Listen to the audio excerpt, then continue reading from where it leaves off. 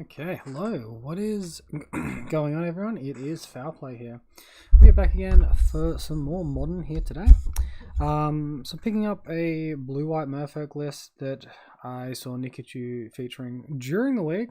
It looks kind of spicy. His original list during the leagues was a little bit different to this, but this was the conclusive list that he came to towards the end of the video before I guess he went off and played it in between at some other point in time.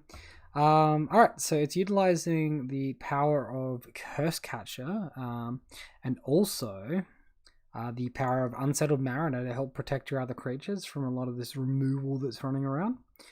We've also got access to Skyclave Apparition as the absolute powerhouse that it is, that allows you to, just absolutely, remove 90% of problem cards within the modern metagame.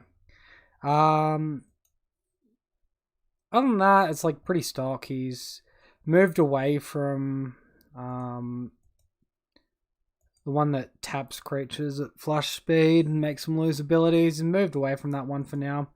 We're also going to be running 2 Luris in the main deck here as well, obviously because we have Skyclave Apparition and Glasspool Mimic in the deck. We've got potentially a few. We can't have Luris as a companion because we have creatures with CMC of 3. But yeah, we've got more reasons to also tick our vials up to 3 as well. With the sideboard, we've got a suite of Path to Exiles, Auriok Champion, the 3rd Spreading Seas, 3 Deprive, the 4th Force of Negation, and 2 Soul Guide Lanterns in there as that graveyard head. So that is the deck, ladies and gentlemen. Let's jump into it. And I'll just fix up this screen for everyone, because currently it is going to have you all on the wrong screen.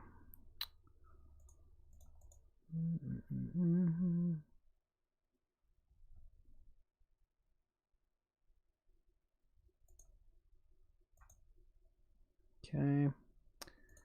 It is really not wanting to behave. This one. Cool.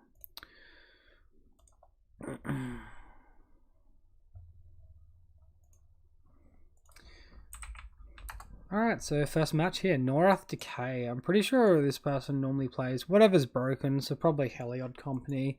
Maybe Dredge. It says here is last seen playing Eldrazi-tron. I mean, that's just as swell for us, isn't it? I think this hand is probably good enough. I'm going to go ahead and keep. We have like a really nice curve with this hand. Riftbolt. Looks like he's on a Boros Burn deck then.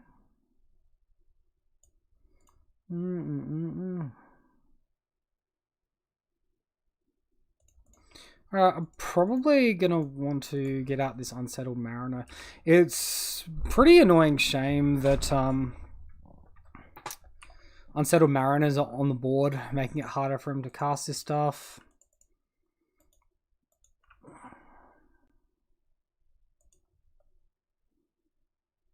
Island of the Great Revel comes on down. Alright.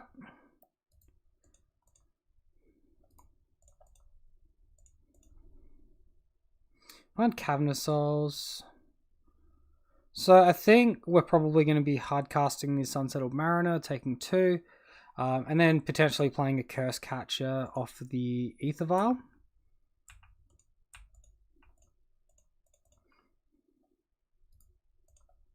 Just move this stack to a less annoying spot. Cool. Given the opportunity, I'm not going to trade Unsettled Mariner with Eidolon of the Great Revel. Could work out advantageous depending on how many other resources he spends pre-attacks, pre-combat.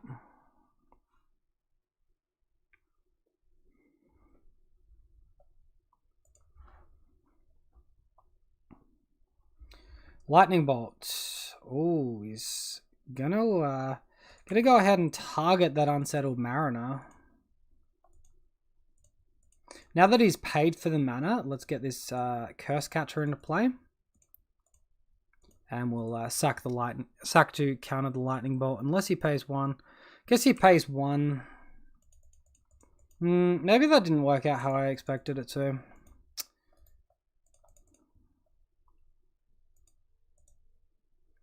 Find another curse catcher. It's a little bit slow at this point. I think we just look to block with Mutavault.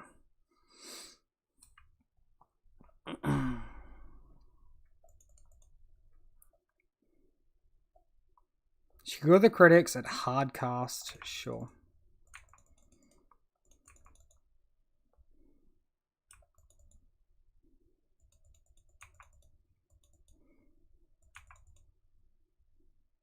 Annoyingly, he allows the turn to go back to us, but potentially, fortunately here, we found a Lurrus.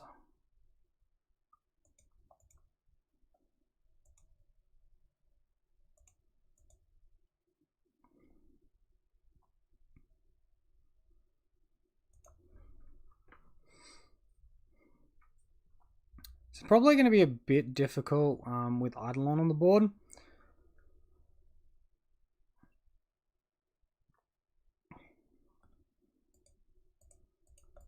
I think our best line, however, is going to be putting Lurrus into play, getting our Unsettled Mariner back, even if it costs us a couple of points of damage. Passing the turn, looking to block with Mutavault. Then maybe getting out Rejury for free. Hopefully we get an attack with Lurrus. That's what I'm really looking for here.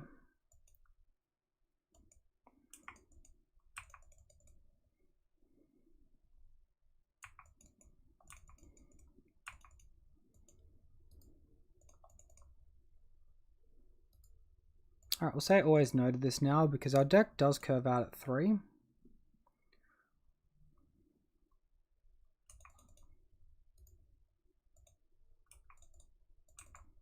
Should probably be attacking with the Mutavault as well, actually. I did not think of that part. Brain is going a bit wild. Alright. So we get the damage off, we gain a bit of life, we get rid of the Eidolon as well. This would be our opportunity to empty our hand, potentially. And we actually missed a chance to play a Curse Capture from the graveyard. Hopefully that does not come back to bite us.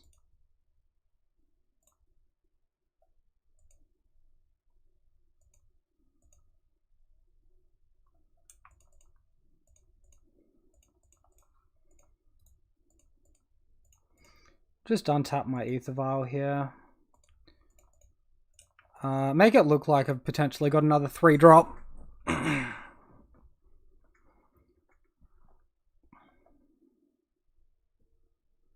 Lightning Helix target face. I think Alpha Strike is probably going to be good enough. Opponent does concede though. Alright, so we probably could have tightened that up a little bit, but in the end, it didn't really matter.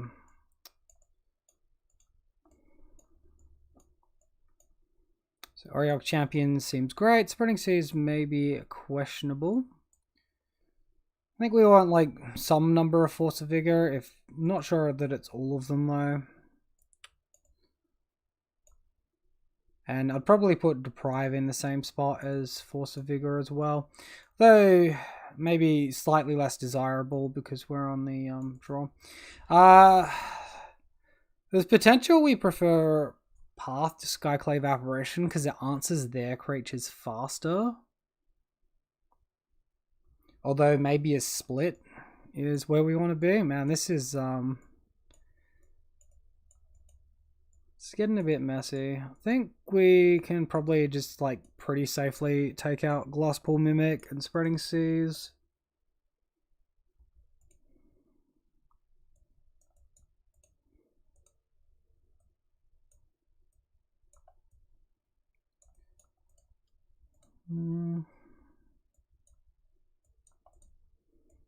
So like keep 2 Force of Negation in and 2 Skyclave Apparition, bringing out Auriok Champions in our path.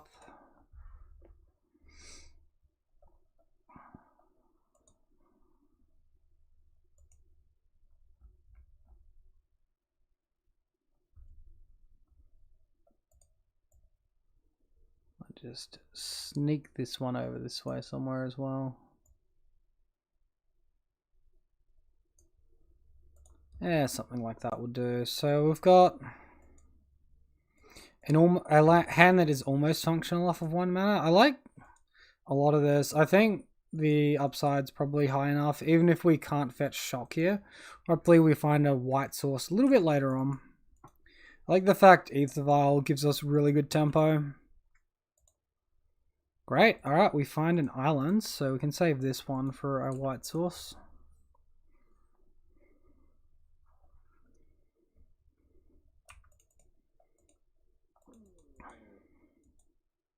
Looks like my opponent maybe missed a land drop. Gives us Cavernous Souls, very generous.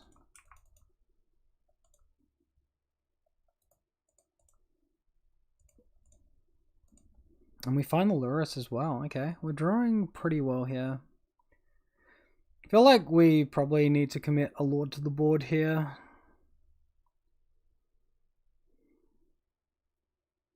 And we can potentially protect it.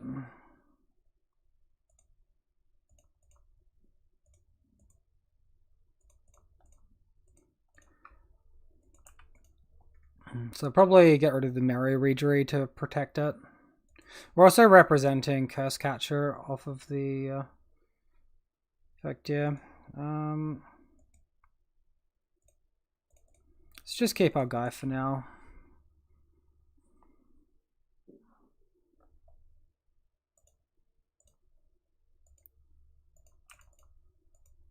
Alright, Curse Catcher on top. Fortunately, I think we're going to be ticking this one up. Especially because we need a way to get our Lurrus online.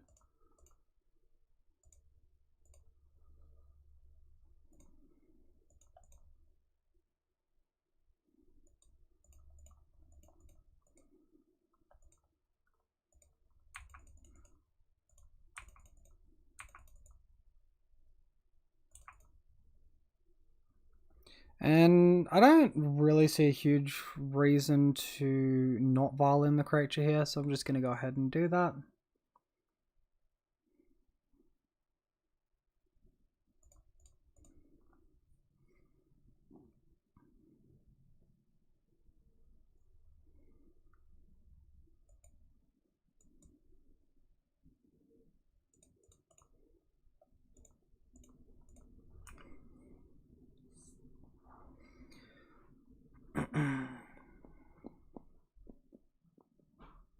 Opponent does hit their second land here.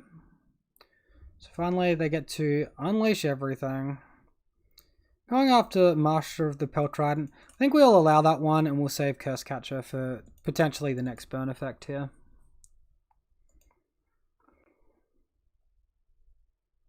Because with Lurrus we can get some other stuff online. Lava Spike I'm less scared about, I think.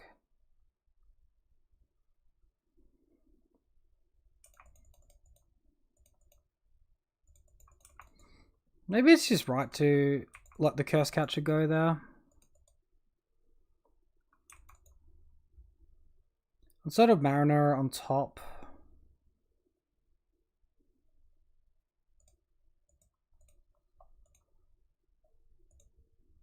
I think I just bite the bullet, get this Hallowed Fountain out, path away the Swift Spear. This could be bad because it's giving him stuff though, giving him land. So maybe we're supposed to trade the Curse Catcher now.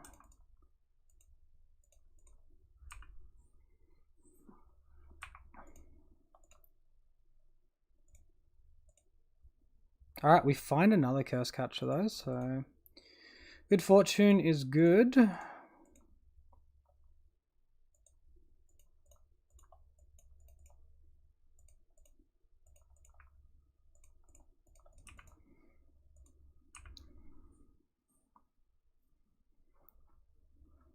So if Lurrus dies, that's unfortunate.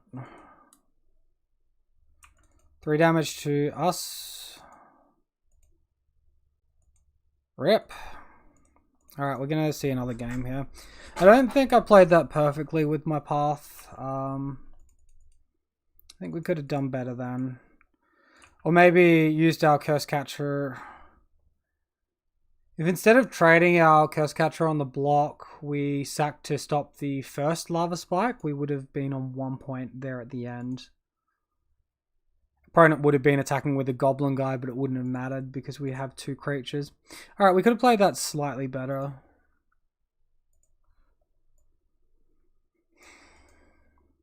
Can potentially choose your opponents with Spreading Seas as well in this matchup.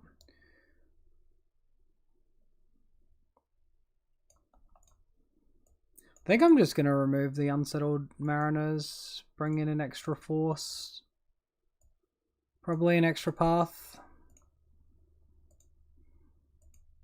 Alright, let's submit that one. If we can get these Auriok champions down, it'll be really nice.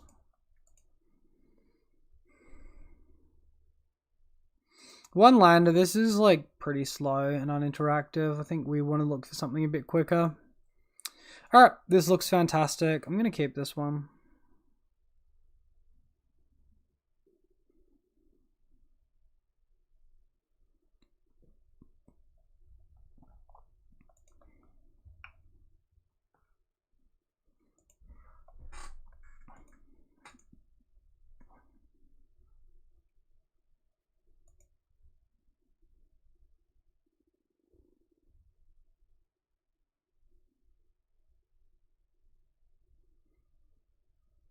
Opponent just deciding on their hand as well.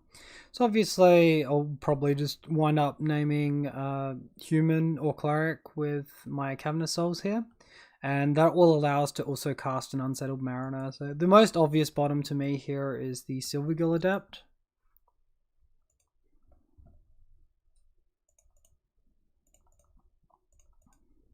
Unsettled Mariner probably gets worse the longer the game goes though. So maybe like Silvergill Adept is better, but then we need to draw a Merfolk to reasonably be able to cast it.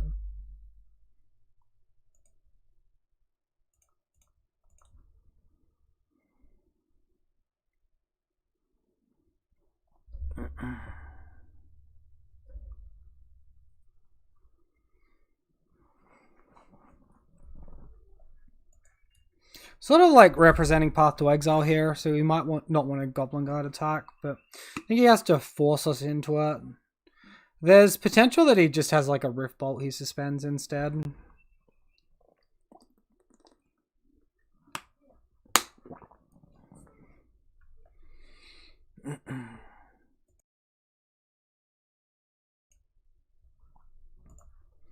Alright, looks like maybe a quick bathroom break for our opponent.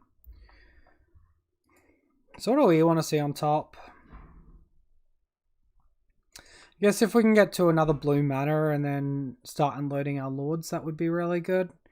But most realistically, as long as our Auriok champions don't get Path to Exiled, we'll be pretty happy.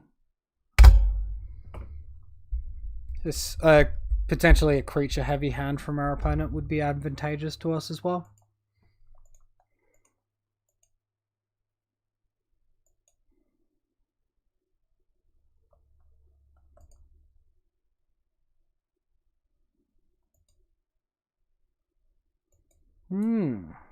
It's really weird. I've never had these long pauses when I've been versing this opponent before. He's always very timely.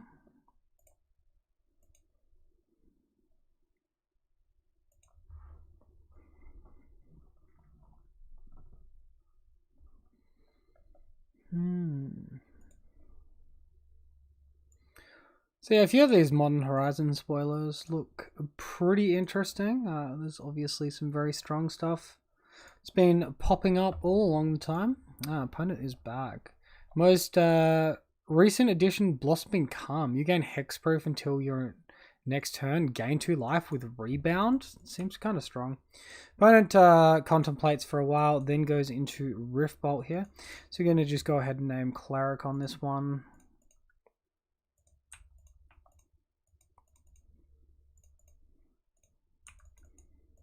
Get out our Auriok champion with protection from all their red spells.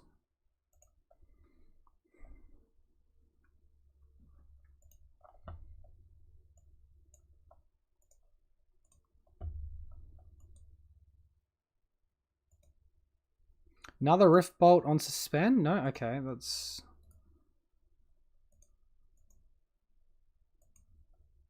Yeah, he did suspend another Rift Bolt. He's attacking into us. It's a free block.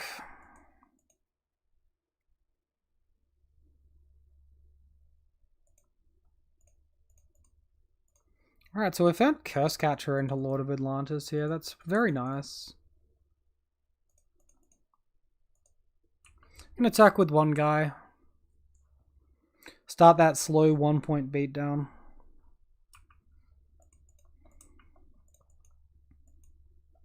Invalidate his creature.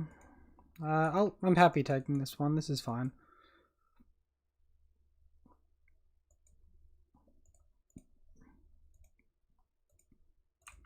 Opponent finds a second Swift Spear here. Always yes. Always yield.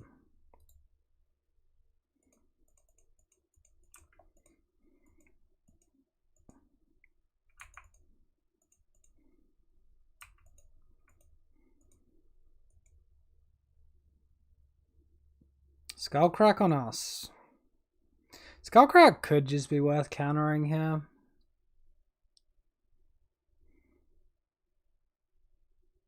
Interesting that he didn't do that in response to any of my Aureok Champion triggers. He's down to 2 cards in hand. I think this is semi-reasonable. I'm just gonna ditch the Curse Catcher in this spot, I believe. Maybe it's Lord of Atlantis. So we draw land, we curve out nicely.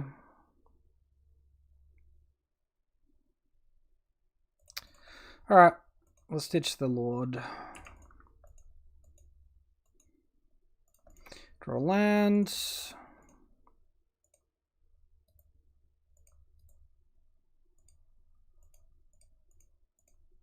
Play out our creatures. Gain lots of life. And I guess I'm okay attacking with 1. I don't feel great about taking the whole turn off. Just like not attacking with anything. But got a good combination of things on the board here. Maybe we'll run into Aluris pretty soon. I guess we haven't got much in our graveyard, but I expect some burn spells might go toward our creatures.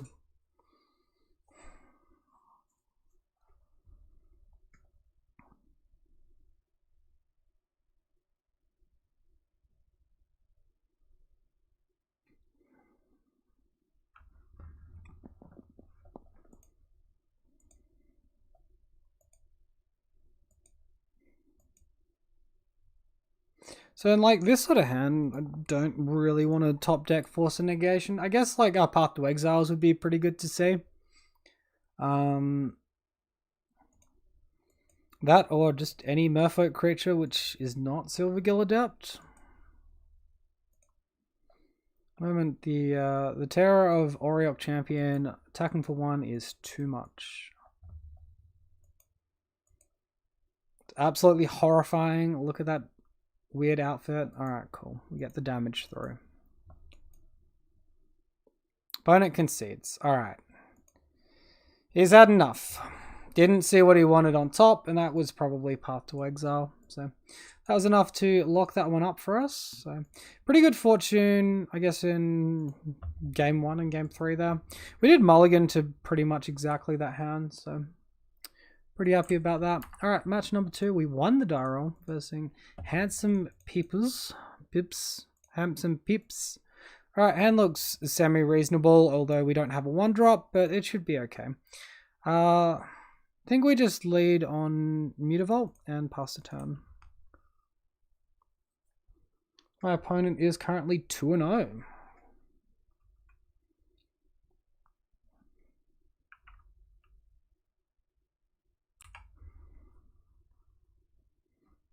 With no random advice about what he's on either. No information from this opponent. It's probably like when people verse me, you don't really get much information because I haven't made a 5-0 list all season. It's bloody crazy. Red deck, Monastery Swiftspear. Okay. Getting attacked for 1. Let's go ahead and Spreading Seas the mountain over there. See if we can't go ahead and land square our opponent out a little bit here.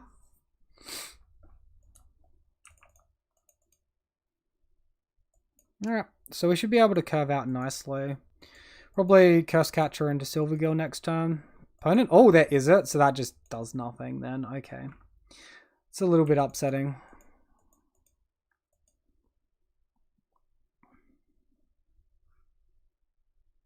Mutagenic growths as well. RIP. Alright, well maybe we can find our Skyclave apparitions and make a game of this one.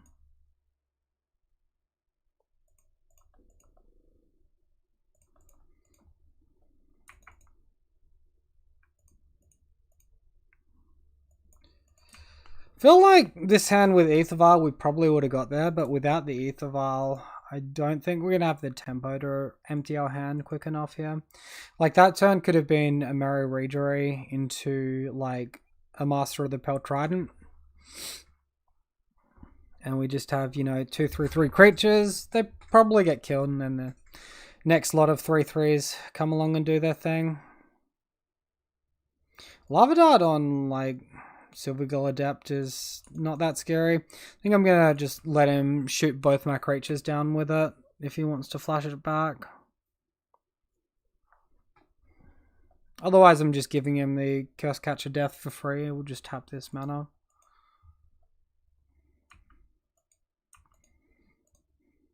Fortunately, we don't have white mana for our Skyclave Apparition, even if we are to draw it.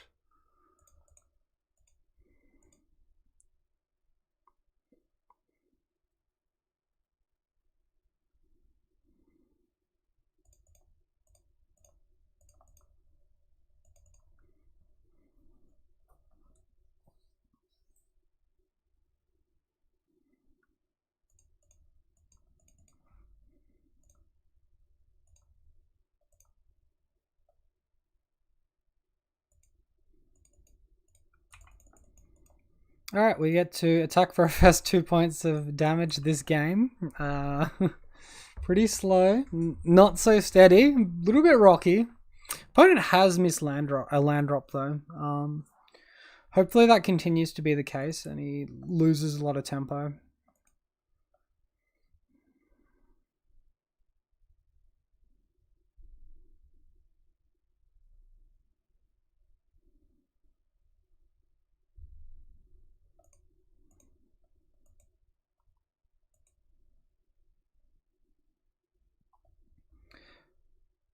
Vapor Snag? You gotta be kidding me, man. Wow. I'm gonna go ahead and try to counter that one. We really want this Merry Readery on the board so we can just empty our hand, right?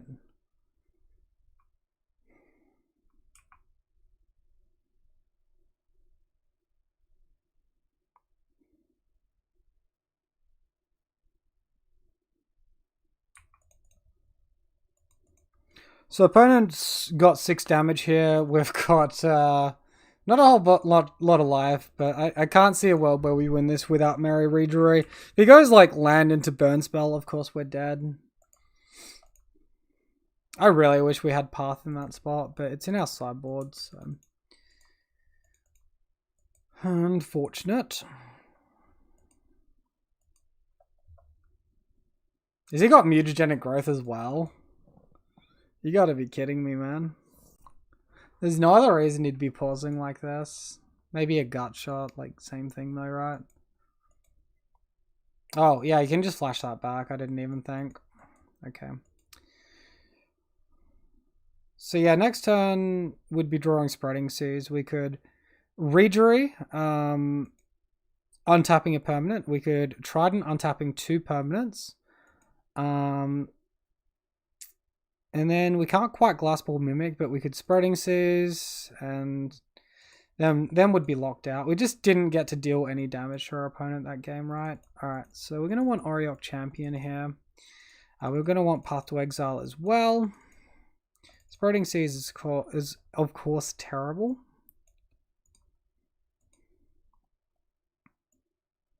It's potential for like more counter magic like Force. I don't think Deprive is really where we want to be. I think maybe Silvergill Adept is pretty weak. Apparition is good if we can get to it. It might take a while to do so though.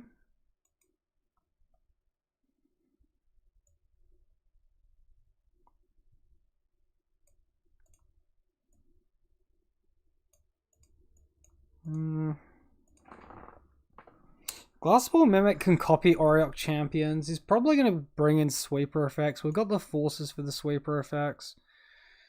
I think leaving the Glassball Mimics, take out 2 apparitions because they're slow. Maybe 1 Curse Catcher. Alright, we'll try whatever this pile is.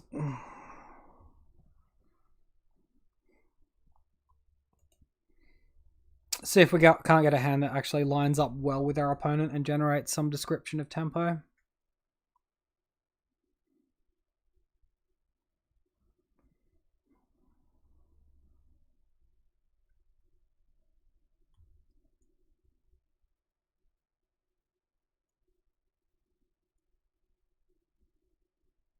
Well, I've got this up. We'll just quickly check everything here. So Human Cleric. Human's not common with any of the Merfolk cards, and neither's Cleric, so it doesn't really matter if we name Human or Cleric off a Cavern of Souls. Cat Nightmare over here on the Lurus.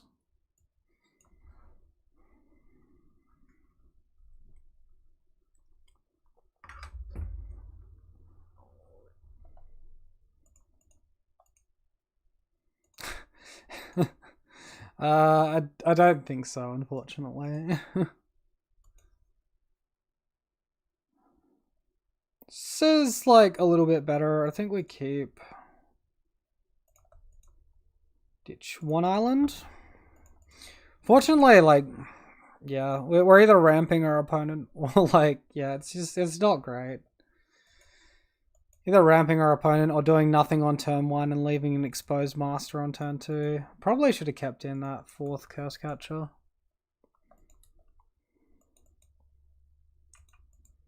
I don't think turn 1 Path to Exile is correct.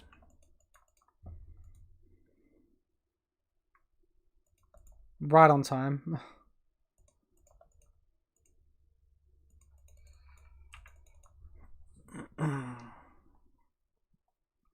Guess I could also do Curse Catcher Hold Up Path to Exile then.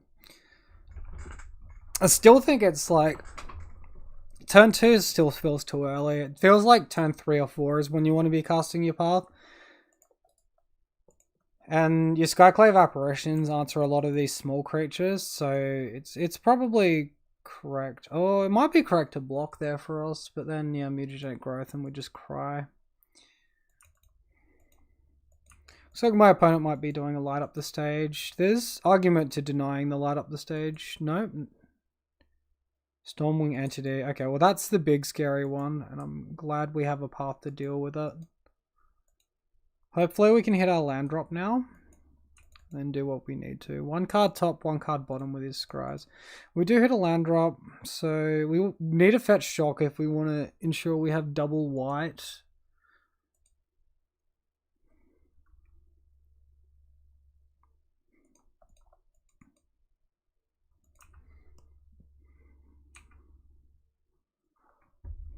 For potential Skyclave Apparition or Lurus in the future.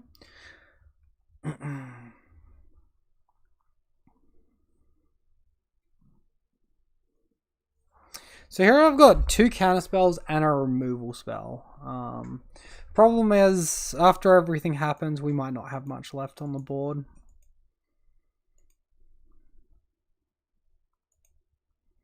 At this point, I either really want to draw more Lords or maybe more removal.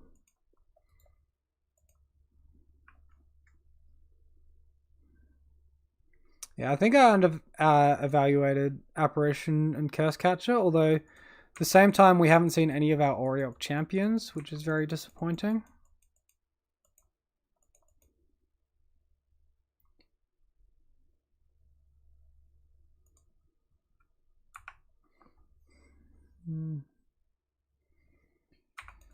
Do we want to block either of these things?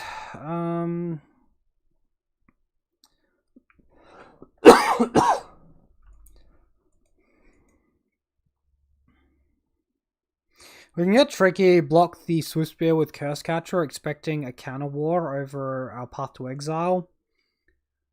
Problem is, if he doesn't go for that, we just lose Curse Catcher for free. I think maybe Curse Catcher has a bit of merit on defense for us as well.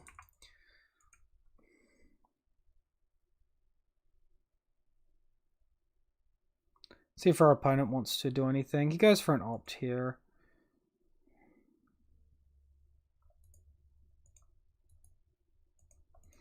Just yield to these triggers.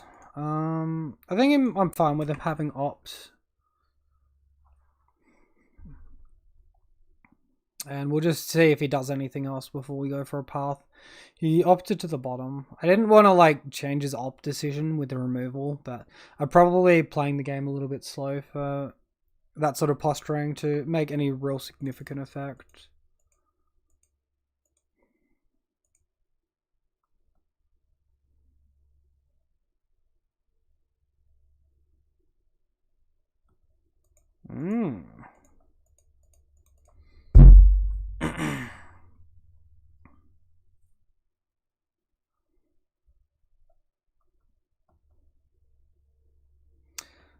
So he's looking to do 2 damage to our creature. We can sack Curse Catcher, he'll pay the mana, we'll lose both creatures.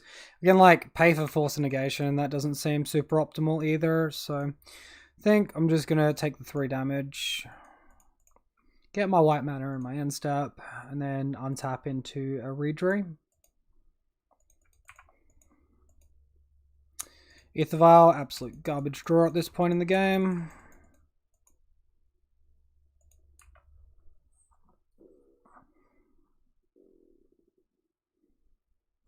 Cool. Well, we got 2 damage in. Yeah. Like, imagine if we drew Skyclave Apparition in that point instead of the Reedry. Maybe Reedry comes out over the Apparition. We're concerned about our curve. I think we left in Glasspool Mimics as well, which is probably arguably a little bit weak. We'll just take 1. My opponent doesn't cast anything here. I'm going to go out and say he's like very flooded. Alright, sure.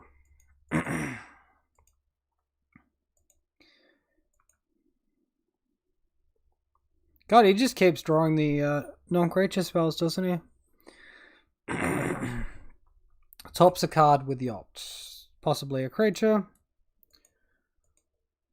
Stormling Entity, of course. That's not difficult to deal with or anything.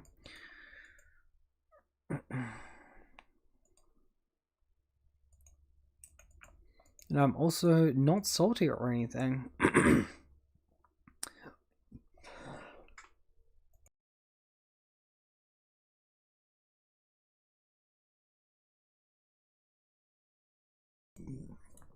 Alright. Good old asthma with your asthma tickle. It's really not what you want in life. Well, Aether Vial kind of does nothing. Our creature is kind of stonewalled by his fortunate opt find. We're probably just going to slowly lose this one. Look for a Force Negation here so he doesn't get double prowess triggers off of all this, but we're like pretty doomed in any case. Kozilek's Return. Amazing.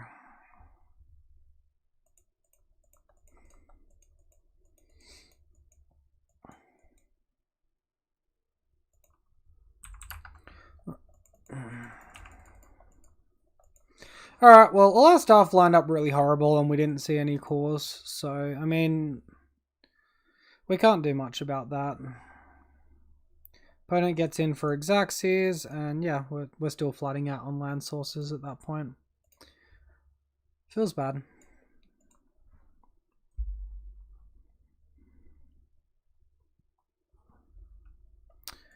Alright, match number 3 versus El Lutuf. We won the Dara, we're on the play. We got a good curve here, we'll keep. Good curve, good cards.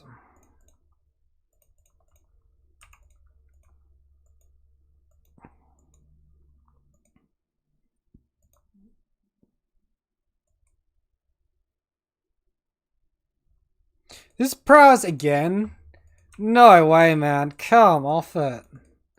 That's just not right. Jesus, dude. Why don't I verse like multiple prowess decks in a row when I'm on Bogles? This is so dumb.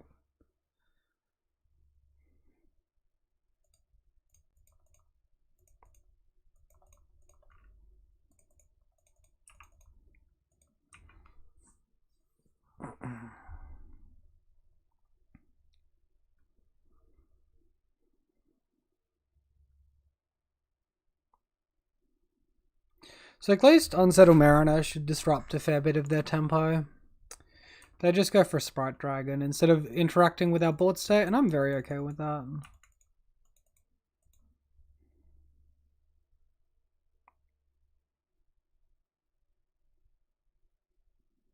Unfortunately, we're forced into playing the Seachrome Coast here, even though it makes our Vial significantly worse.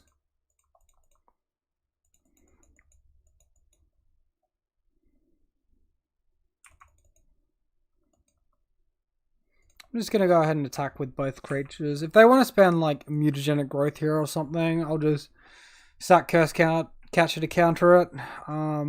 They'll still get the price trigger, but their best block is Mariner at that point, and it's not super exciting, so...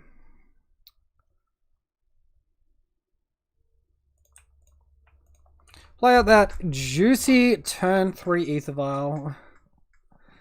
But yeah, definitely like we're in a better spot here than what we were against our last prowess opponent.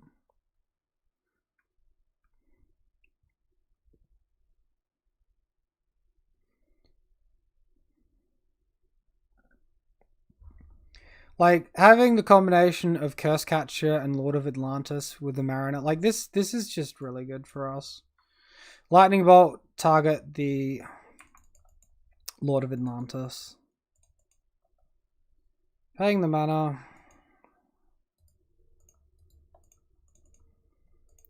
So now here, if we sack the Curse Catcher, they pay the mana, they get it anyway. So what the best thing to do is let that resolve. Then if he wants to bolt any of our other creatures, it's more difficult for him to do. Plays out another Swift Spear. Attacks for 5.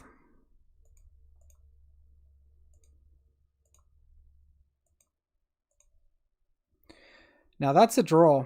That is a freaking good draw.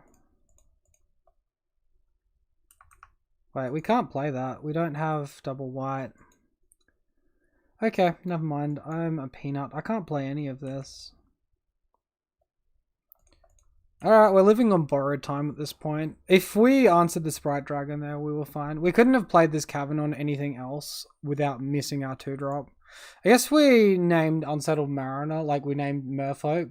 We played a turn 2 Unsettled Mariner. We could have potentially have named Cat. Or Nightmare, because it's more menacing, right?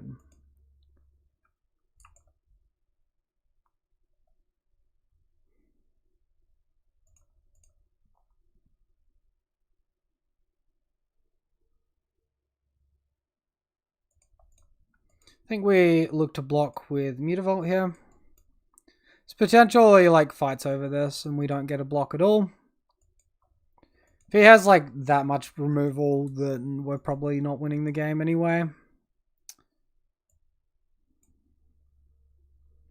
Another Vapor Snag. What is with these fucking Vapor Snags, man? It'd be so much better if we had 2 of these Mariners. That would tax him a lot harder.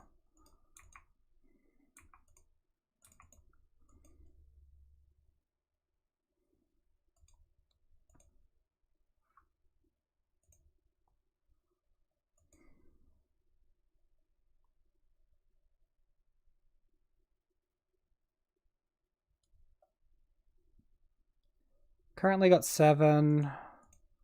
I think we make him pay the mana here.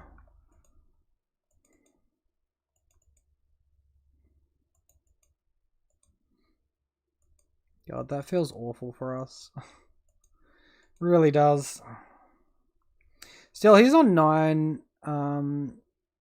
We take 7 here unless he's got mutagenic growth, and this long pause is giving me some not so great feelings about the whole thing. Great, so that's an extra 5 damage, and that just straight up kills us. Unlucky, opponent's just better at magic than we are. Alright, champion, hopefully it does something this time. Path to Exile, definitely as a 4. We're going to leave in all our apparitions this time. So Spreading Seas, Glasspool Mimic out. Force of Negation, I don't think it felt the best to me.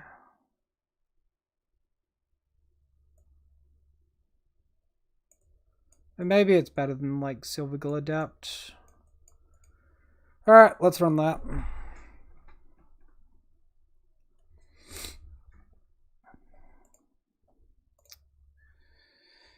Double Skyclave Apparition. Sure. I'll keep.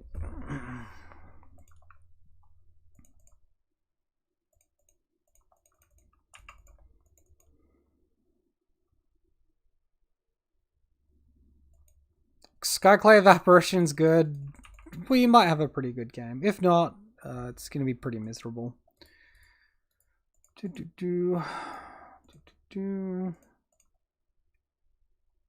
Find the Mariner. Interesting. I'm still looking for that second source of white mana though. Just attack our opponent for 2 here.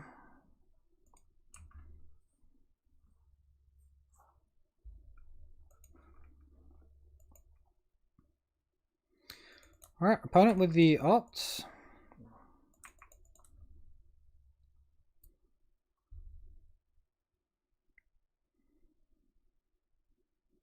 Ops bottom, plays land.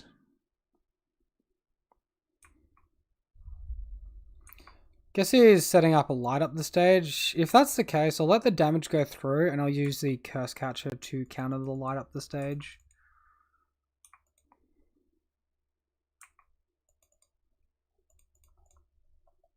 Maybe he's just holding up removal then. That removal is Lava Dart, will be rather upset. Look out, our opponent's got the skills. And right on time. Alright, so we have the option to do literally nothing here. We can play an Unsettled Mariner and make his stuff cost more to target and then, you know, force a negate to slow him down further. We're really just looking for that white mana. Vial will tick up to 3 next turn, which will help though.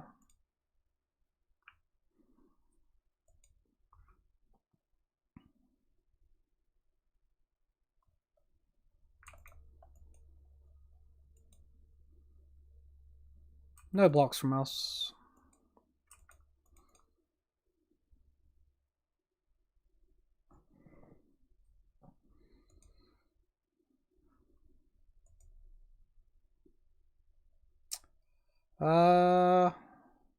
Sure. This could be like a testing the waters thing for him. He could have counter magic. We've seen multiple instances of Vapor Snag for this deck as well.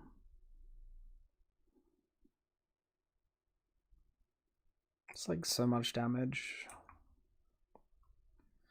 Alright, light up the stage. Experimental iteration or something. What do we got? Just a fucking Stormwing entity, is that all? Jesus. We do nothing in that spot other than cry. This is like off of a Miss Land Drop as well.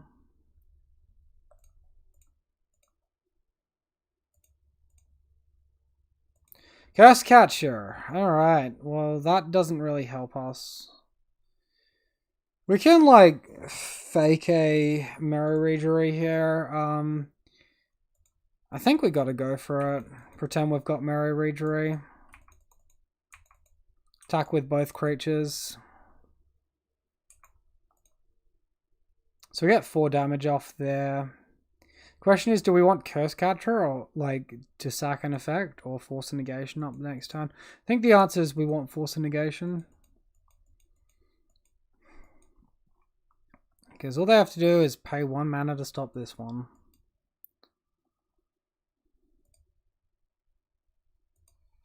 Let's just counter that one. I don't want to deal with him unloading a million spells after this. We'll just stop the tempo. He's not got the mana.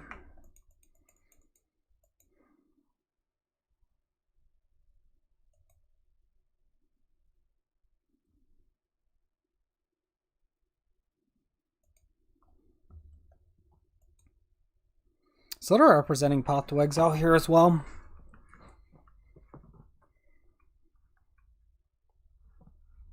Oh, here comes the Steam Vents. So you got another 1-drop? Lightning Bolt. Opponent, this gets cancelled. Unsettled Mariner OP.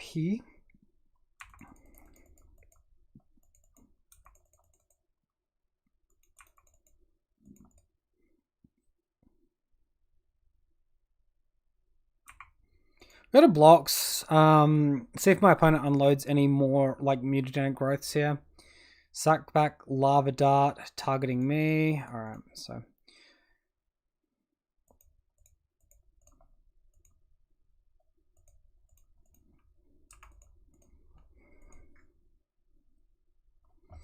We'll still take 6 damage here, go to 4. This thing's still going to be very scary.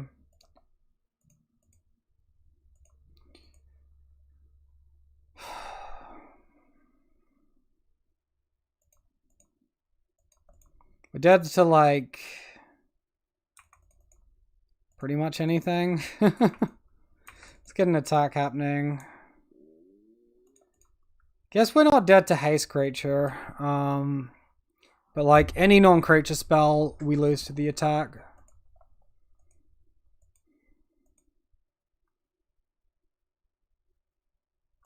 Well, that's good enough.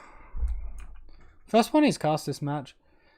Half Truth. Anything? Yeah, not quite, man. Not quite. How you doing, man? How's your day been? Opponent has certainly got plenty of anything going on his end, but less than so on ours. Alright, we'll go ahead and concede that one. Damn, 2 losses against Is It Price in a row. Damn, that deck is slapping us about the place somewhat fierce right now.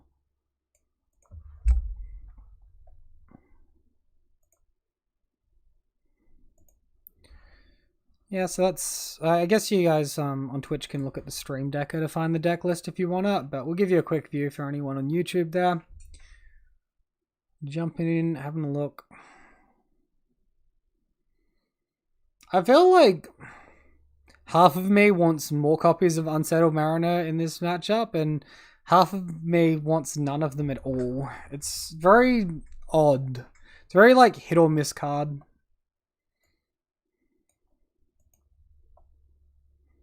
I think if we just run into our Oriok champions, that would make a pretty significant difference. We'd have a whole bunch of extra chump blocks against her opponent. And we'd also, you know, be a lot of life better off from all the creatures that entered. So match number 4 here, versing Ben Bot. And it says my opponent's currently 1-1. Last seen 23 days ago playing Nivtolite. He's on a Urian deck. He could still be on Nivtolite. I think this hand's pretty reasonable. I'm going to keep. Might not be good against a combo deck, but I mean, he's not guaranteed to have combo deck, although this is looking pretty combo oriented. Gilded Goose. Alright, he's probably still on Nivtolite.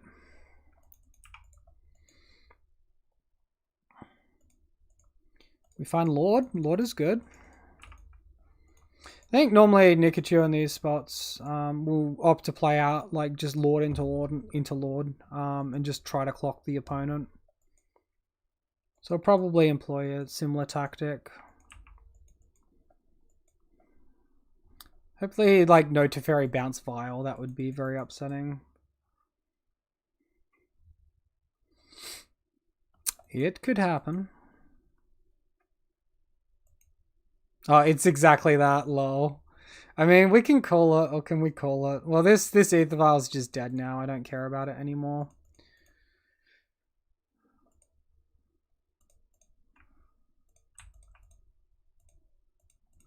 I'm not going to play into like a Renin 6 with my Silvergill Adept either. Definitely something else that their deck could have.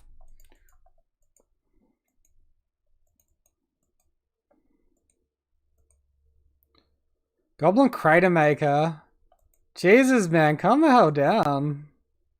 Yeah, great. More Ether Vial fun, people.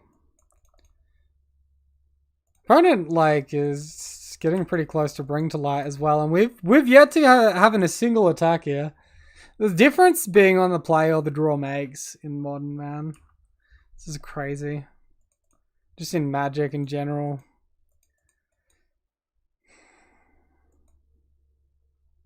Eldritch Evolution. Alright, what gross 3-drop are you getting?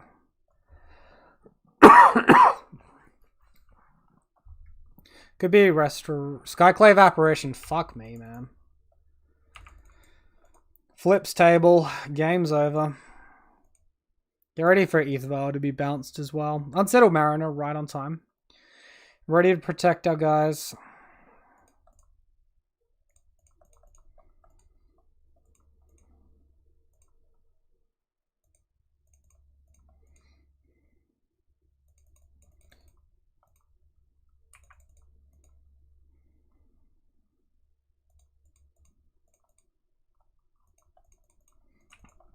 I guess I'll try to extend some stuff onto the board. Maybe Teferi Minus isn't free, or another Skyclave Apparition isn't free.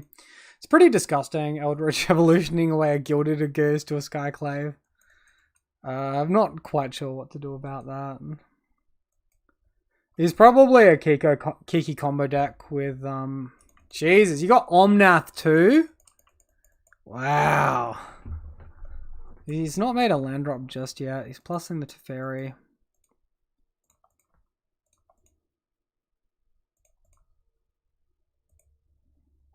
We'll tick up our vial. Okay, we find Skyclave Apparition. We finally find something. Apparently... Did I just play my vial last turn, or did I miss the trigger? Not sure what happened. I'm just going to cancel my triggers. Just in case.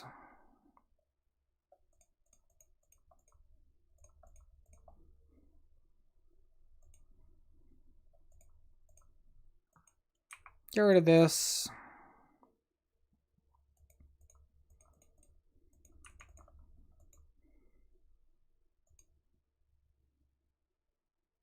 I think Teferi is probably just as distraction, and we'll just start attacking our opponent. Our Skyclave Apparitions can do a lot of work here.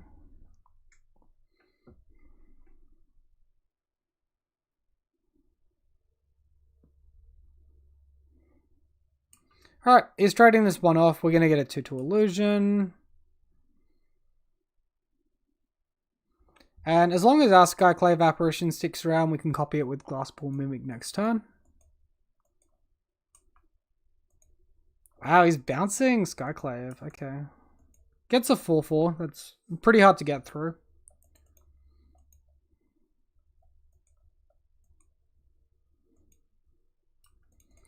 We do get Island Walk though, at this point, because he's got Breeding Pool in play. Wonder what he's holding in hand. Ah.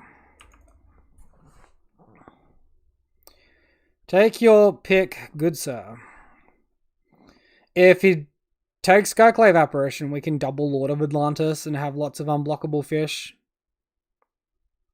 He probably still takes Skyclave Apparition, because then he can just flip it and get rid of our Silvergill Adept though, right? This card is so obnoxious, man. Oh, just Eternal Witness instead. Okay.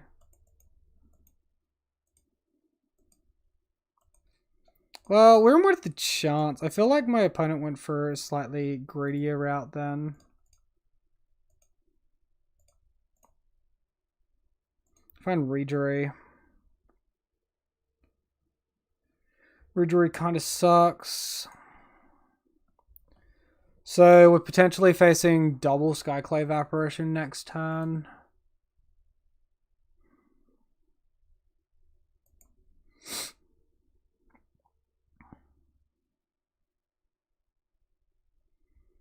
Okay, Lord of Atlantis, Glasspool Mimic, copying it, attack for 4.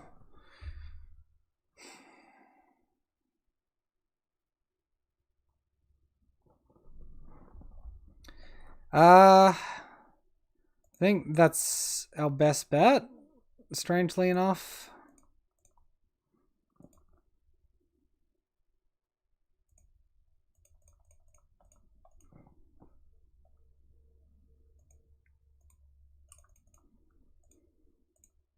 Try and ignore whatever his creatures are doing. Maybe top deck one more Island Walk Lord, and that should hopefully be enough to help get us there.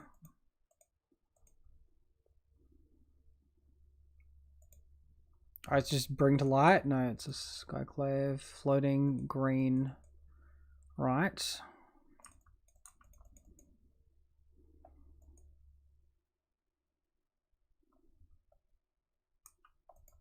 Flea doesn't realize that he can flip this Valky. Abundant Growth. Alright, apparently not. Unless he's got land drop. Their deck is a bit odd. I'm just frustrated that I can't actually go ham. They use like Bring to Light to bring in Valky on Tybalt's side. It's kind of very gross. Opponent's just giving us our Skyclave apparition back. That seems very silly.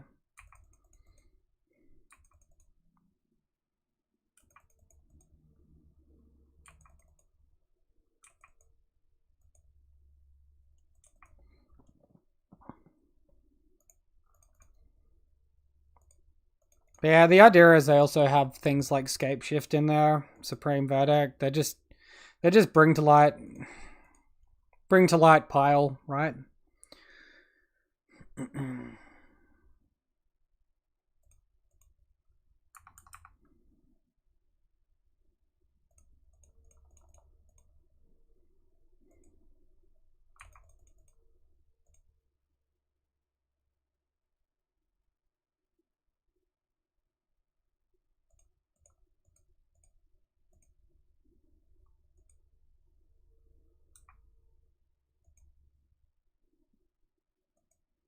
I think we violate our apparition here. Get rid of their apparition.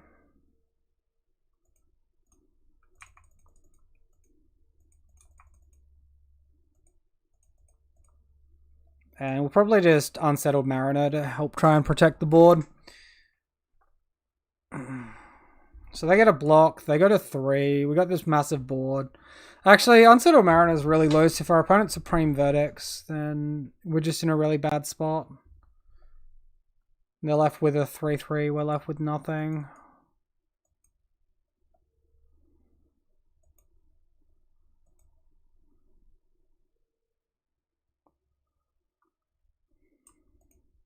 Plus Teferi.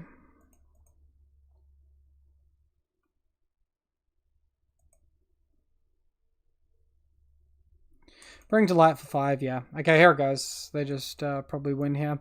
Really dumb playing out this Mariner like that. Otherwise, if we top deck Lord, we're in with a shot to win. I could also like hold the Skyclave apparition there. Creatures you control gain indestructible on end of turn, or choose target creature or planeswalker, then destroy all other creatures or planeswalkers.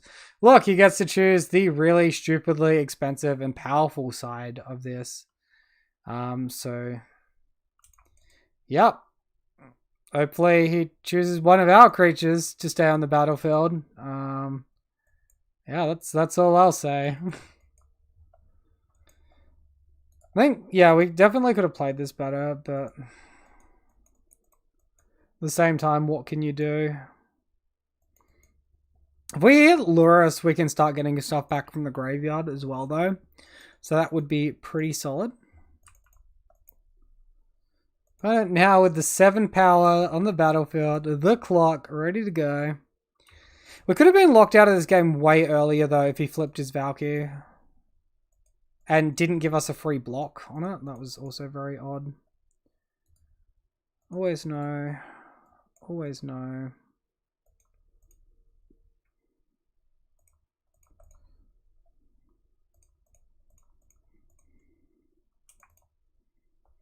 Adept draw. Draw into a blank. Hidden a miss.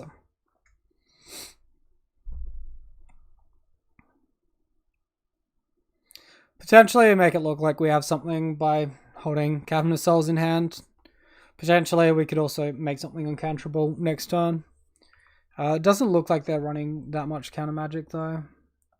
Seems like so cheap that like Fuse got the mana costs like combined, but then they release some new variant which is very similar to Fuse, and those cards with the combined mana cost, like this is just dumb. It's dumb that Bring to Light is allowed to do this. Not that like I'm not dead to a Supreme Verdict there as well. It's just dumb that that it's allowed to choose like, you know, a 10 mana card essentially and do what it wants. Gilded Goose, not the scariest.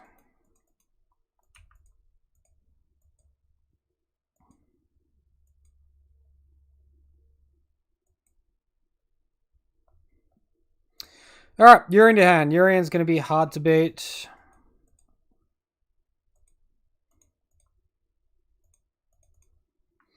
Need Adept into some other gas. Maybe like Spreading Seas into Adept into some other gas. We need multiple creatures here. One to block, one to attack.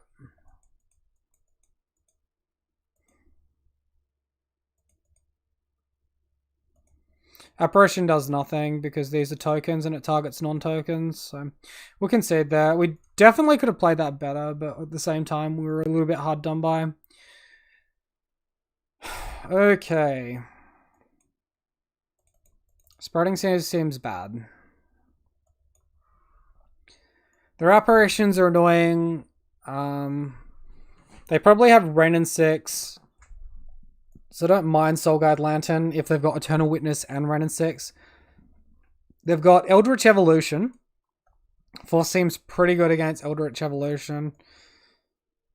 Not sure. Deprive might be just going a bit hard with the counter magic. And Path might be going a bit hard with the removal. Might just take out like one Silvergill Adept and we'll get into it. One Silvergill Adept, 2 Spreading Seas. Bring in 2 Soul Guide Lanterns, 1 Force. We'll just try to be aggressive. The like Gilded Goose into turn 2 Teferi was really brutal on us.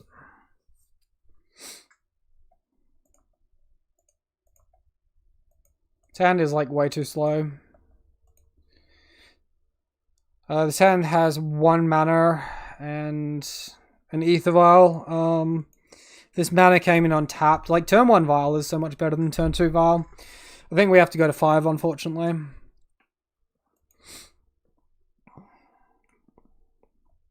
And this like Glasspool Mimic is like we got 20 lands on top of Mimic. This isn't me trying to cheat like extra permanents into the battlefield. We've literally got 20 lands outside of Glasspool Mimic, which is counted as a creature on the firstly. Mulligan. Opponent keeping a 7. Let's go. We'll keep this. Feel like Lurrus loses a bit of value in the matchups. That can probably get bottomed. And I'm not sure if Glasspool Mimic is really what we want. Like, Curse Catcher honestly is pretty awful as well. It's just something to do on early turns. Could ditch the Mutavault, and then we have turn 1, turn 2.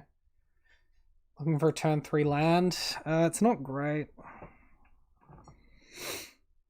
I think we ditch Mutavault though.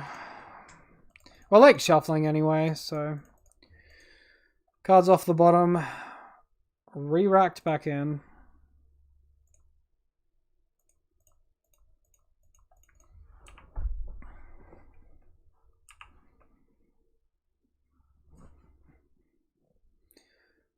Alright, turn 1, Birds of Paradise. Find the Force. Like, Force is significantly worse in a hand like this. Go on, block. Block.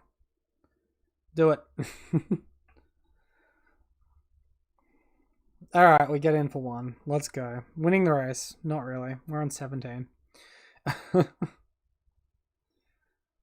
White mana would be swell here. We can take away a Teferi. And just not deal with that annoyance.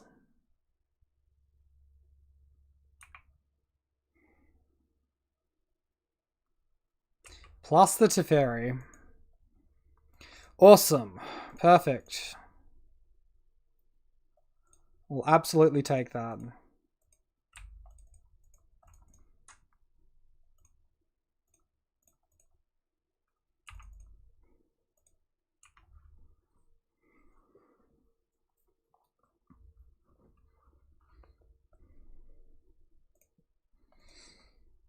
Alright, so hopefully our deck doesn't fail us, or he doesn't just have this really nice hand that just completely invalidates whatever we're trying to do.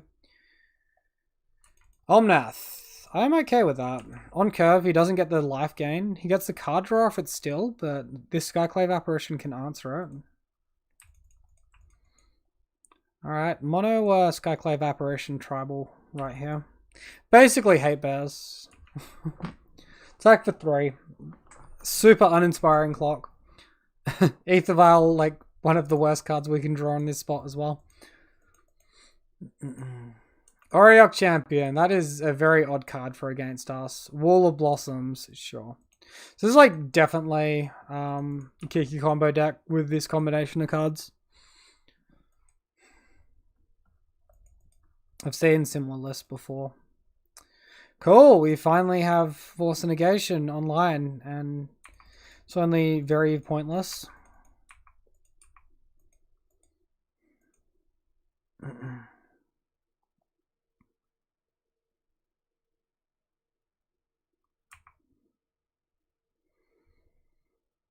I think we play out the Curse Catcher here in the Vial.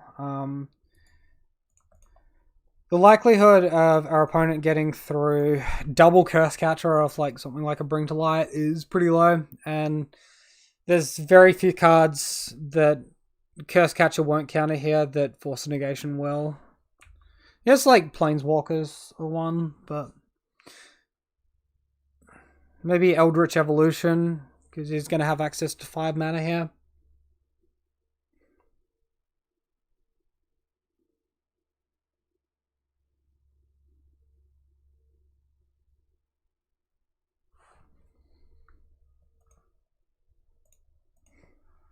Casual Curse Catcher. Alright. Awkward. Or very awkward.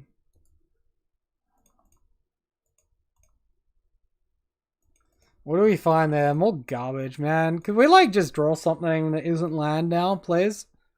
Like a Lord would be really nice or something. I don't know. Just like literally any permanent.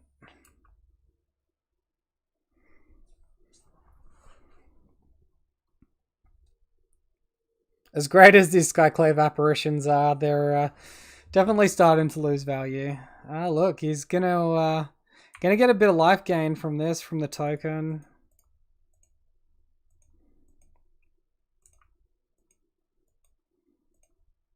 He's still not attacking us back though, and he's got like 3 0-powered creatures on the board. Perfect.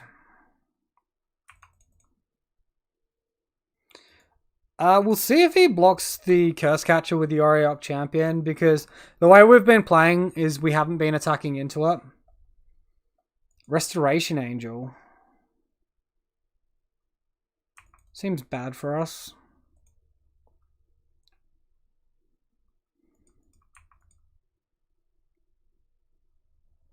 Flicker Wall of Blossoms.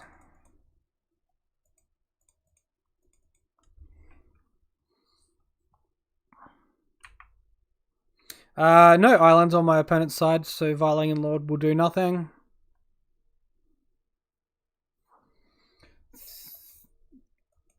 I'm undecided as to whether or not we're supposed to Violin Lord here. I think we do for the extra 1 point of damage. Seems he's blocked this way.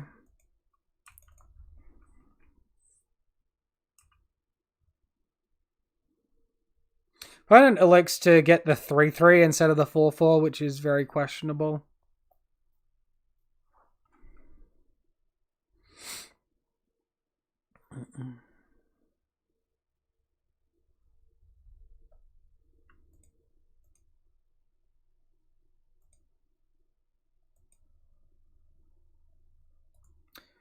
Casual Kiki Jiki combo.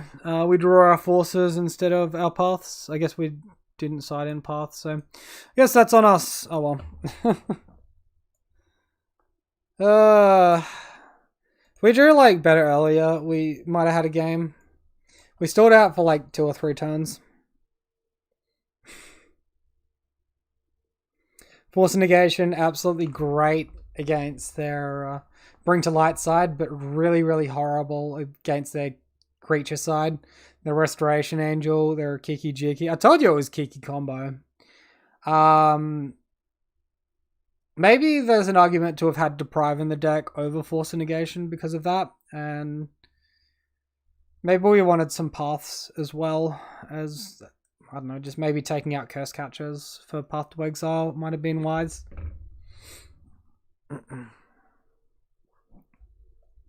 Alas, we're in the gutter now, 1 and 3. Scrapping it for those 50 play points. Our opponent is also in the gutter, 1 and 3. We won the die roll though, versus Mika. Sound is unkeepable. Let's go. Great start. Alright, this is a bit better. I'll keep this one. Bottom Hallowed Fountain.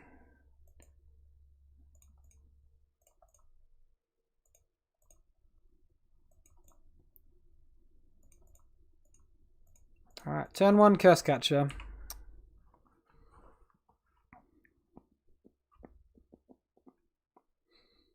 Turn 2 Lord. And Force Negation Protection. Misty Rainforest. No play for my opponent.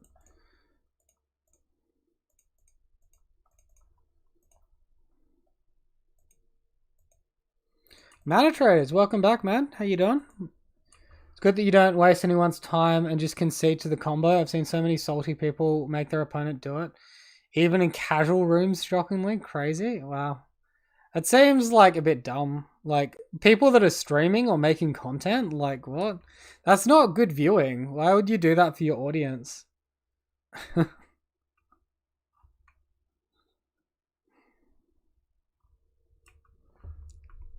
That's, yeah, very questionable.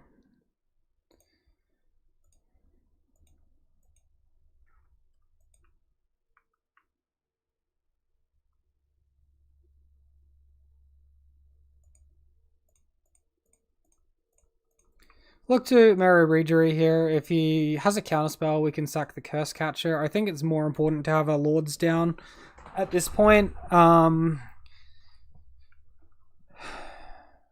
If it's like Remand, I probably don't care.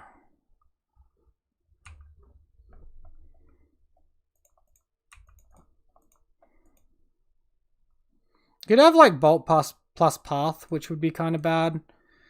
I think I let this resolve in case he's got Lightning Bolt as well. I don't want to lose all my creatures.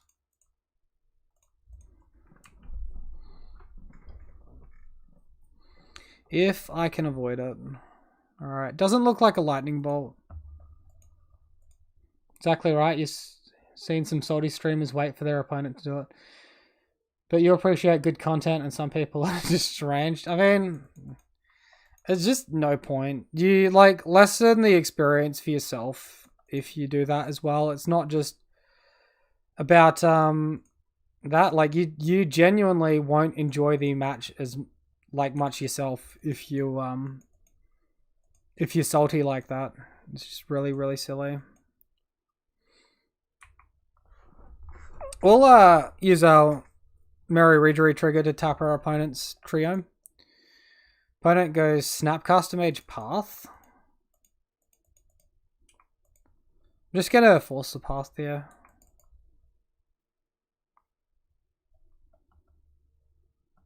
This looks like maybe a Bring to Light Scapeshift deck. I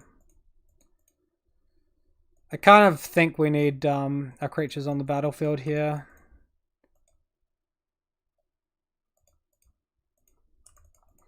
So this way we get an attack for 6.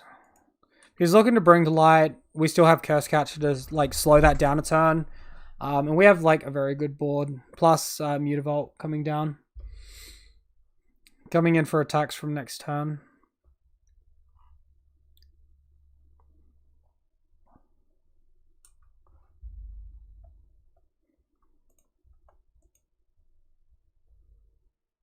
Like, arguably the only time where you want it to combo out is, like, if it's game 1 or 2, you're playing a deck where your opponent's potentially got to go to time. Cryptic, tap.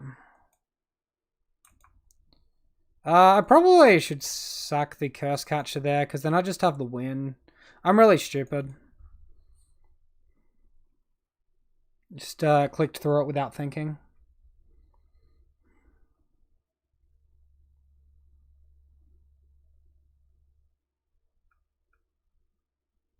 Still, our opponent has to make land drop here, or else we just threaten the same attack again. Lightning Bolt. Shrug. Only one of these creatures needs to connect. Well, maybe not quite true, actually. It's very time raveler. Sure, whatever. Please bounce my Curse Catcher. That's his Merry Readery. Rip. So, like, Merfolk plus Readery here would be good if we can top deck a creature here. Be very appreciative. And yeah, we had the win if we sacked Curse Catcher in our last attack step in response to the Cryptic. So, if we lose this game, it's definitely on us. The difference a turn's making here is pretty significant.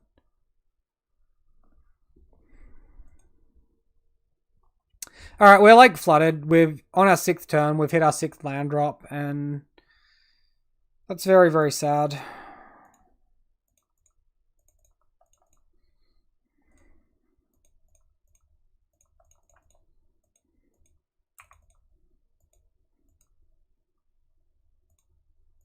We'll just ignore our opponent's Teferi Time Reveler and attack all at face.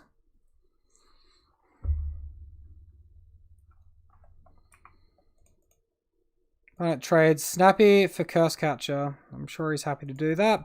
Alright, we'll play out our Hallowed Fountain in case we need to play around a Logic Knot or something. I guess, like, we could shock it in next turn if that's the case. It's probably better to just not be greedy. Looks like he's actually 5 color as well. Down to 2 life, a Mutavault attack will kill him. So we can play around that with Cryptic Command as well. So we can just attack with Merry Readery and then activate in response.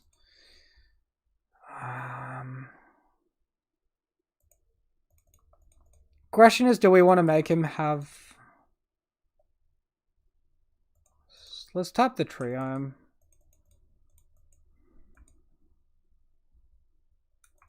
Have a tapping mana in response. No. We'll go to combat.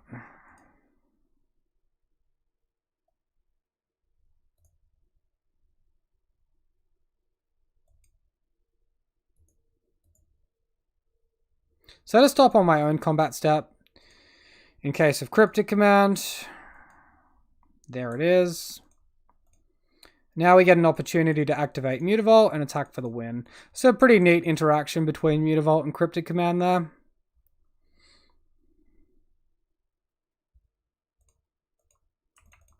And not all players know about it. Had like someone that was very, very convinced that the rulings got changed, so you didn't get prior back to do that. And then I started playing Magic Online and turned out they were just talking out of their butt. So their deck's got a few Path to Exiles. It's a Bring to Light, Scapeshift deck. But like a lot more traditional than the Kiki combo deck that our opponent had last game. We're probably going to want to remove these Spreading Seas in this matchup. I can see Soul Guide Lantern being pretty good. I'm not like super sold on Curse Catcher. But I think Force Negation and Deprive are going to be decent. We could bring in Auriok Champion, but it's kind of iffy. There's potential for our opponent to have like Ren'Six, which could be very annoying. So maybe we want to trim out like a couple of Silvergill Adepts here.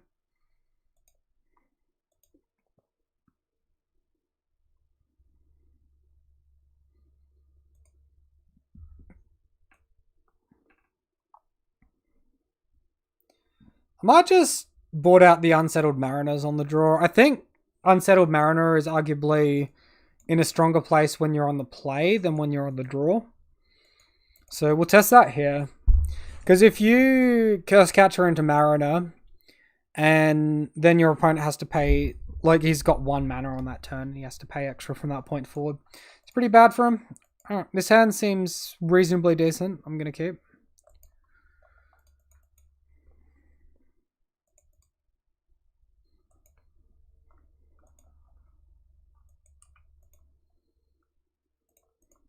Great draw.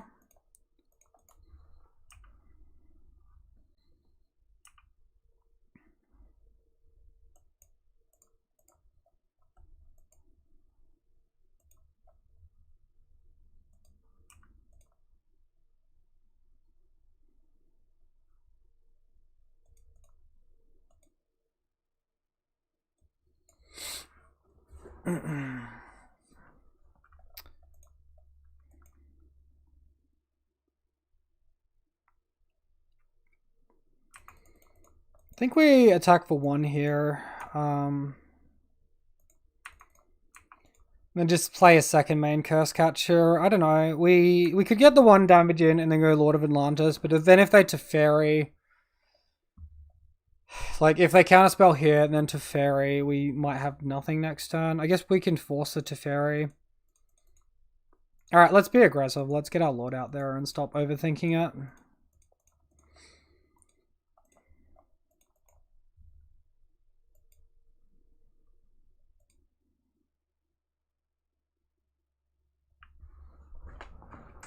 If they're like on removal spell, we'll eat it. If they're on a 2 mana counter spell, we'll Curse Catcher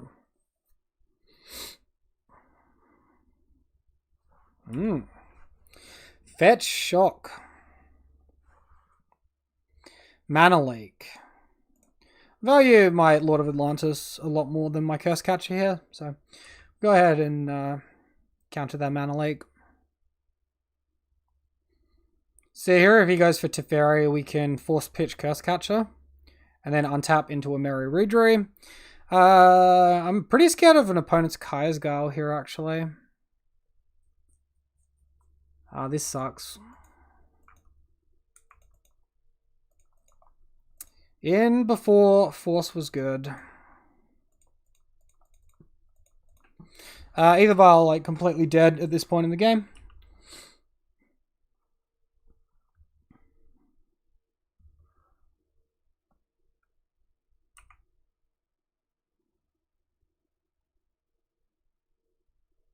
Interesting.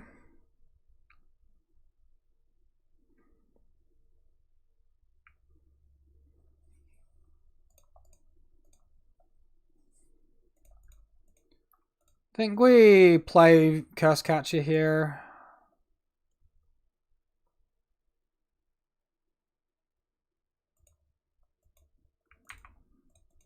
Look to tap down his white mana. Path.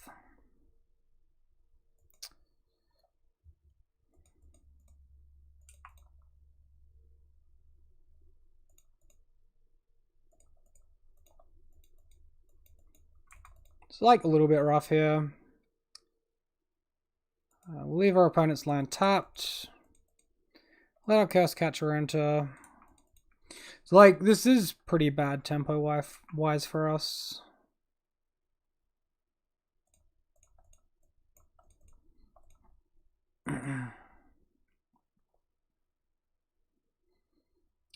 See if we can get a Lord of Atlantis down. We do. I guess we play Aether Vial because we've got nothing else to do. No.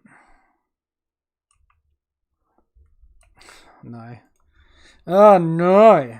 Now our lands are getting shot down. Feels bad. Field of Ruin OP. Let's ban Field of Ruin. You had it here first.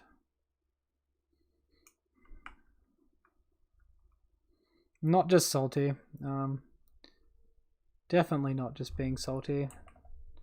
Alright, Teferi, sure. What are you doing? Plussing. Sure. Alright.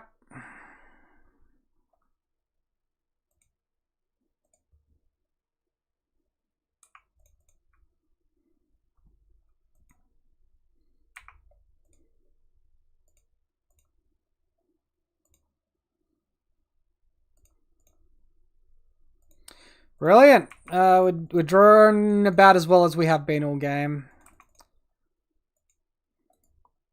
So I look to pressure the Teferi here. I can't have him just drawing a million extra cards every turn. He's still going to get at least one more extra draw out of it, unfortunately.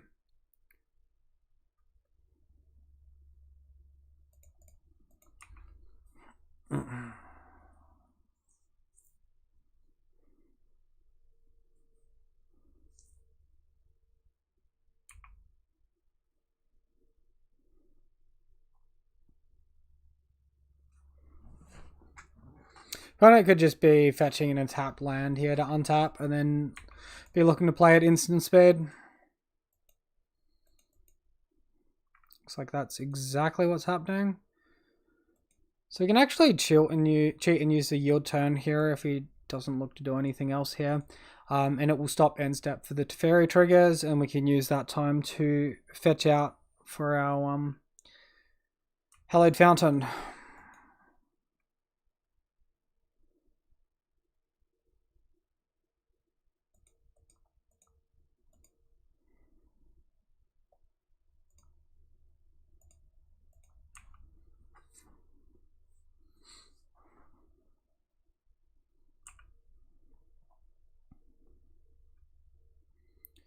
Alright, well, we're really going to need to actually draw something here. I'm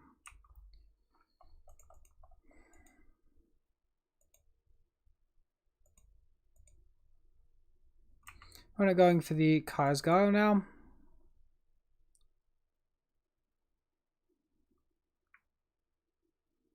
I'll happily force negate this.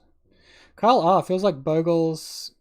I feel like Bogles got any new fun tools in Modern Horizons 2. Only the generic sideboard cards, honestly, man. I think Bogles has been left fairly behind so far. Maybe like the white Converge removal spell, but that's more for control decks than what it is for Bogles because we can't really utilize the mana side of it. What about you, Carl? You think anything looks good?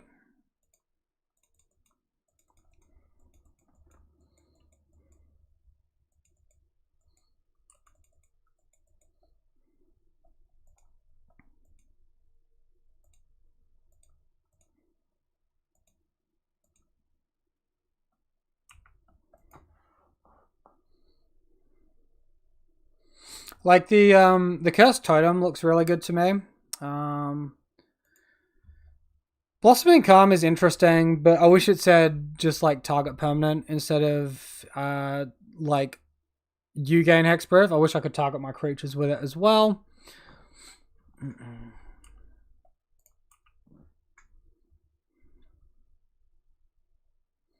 I might be underestimating it, but I don't really think. I really hate the Skyblade's Boon. I think that card is absolute garbage, and I think it's insulting that they printed that in such a powerful set. Yeah, Cursed Totem, I think, is really good. There's like a green modal 2-mana sideboard card as well, which I think is very strong.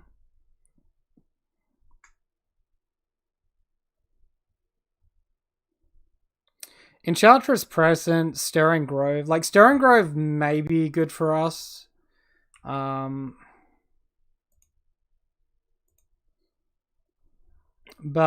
I just personally think it's too slow for Modern.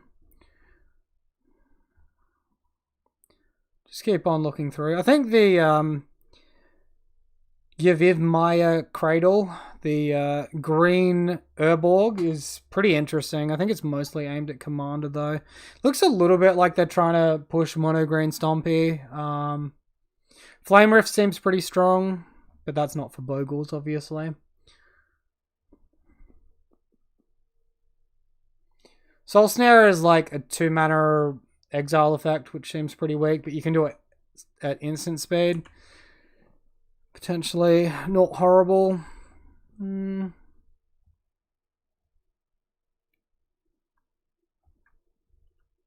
I'll finish the game, and while I'm loading into the next match, I'll have another look, man. I feel like Bogles, where you're definitely excited for the new Merfolk. I think the new Merfolk look fucking pushed as. Merfolk's going to be huge. The Evoke creatures also seem exciting. Yeah, they could be good. Looks like they got Cryptic Command here. Maybe they tapped wrong. They got Kaya's Guile here.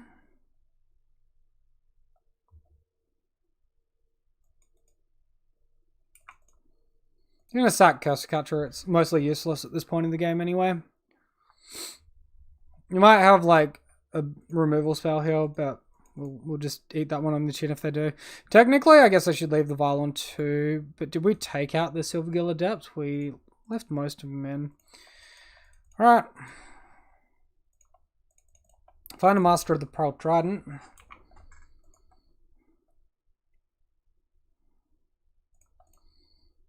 Keep looking to tap down these triumphs. My opponent seems to continue to... Oh, yes, he's just letting me tap it. Okay, that's good. We have an attack for 8. That's not quite lethal. Renner 6 is probably the least of our worries, but I think Teferi's an issue if they continue to draw cards off it. So. Split our attacks. Finally take down Teferi after 3 attacks. It's crazy. There's an equipment that gives 1/1 for each enchantment or artifact on the field, but it feels too slow for Bogles. I think Hammer Time gets a really good push with like the 2-mana Batterskull effect, right? The 1/1 Vigilance Lifelink. I think that seems like very, very strong for Hammer Time. Imagine like trying to beat a 12/12 Vigilance Lifelinker. Like, it's pretty ridiculous. Most equipments are probably going to just be a bit slow for Bogles. 1/1 for each enchantment and artifact on the field. We already have that with All That Glitters as well at 2 mana in enchantment form. When it gets Omnath, million lands, million manas, probably going to deal some damage to us as well at this point. Omnath, very good top deck, but then so was our Master of the Pearl Trident. Another Teferi! Great. That's just very defeating. Just draws a card with Teferi, doesn't bother with anything else. Cycles Lonely Sandbar. Yeah, agreed. Yeah. Sometimes people get like really caught up with the new cards being printed and just forget what's on the battlefield. Looks like our opponent actually conceded and just lost the game there, so we ended up stealing that one. Slow and Steady wins the race. Slow, steady, clunky. Wait, that's the wrong Magic Online. There we go. Right screen this time.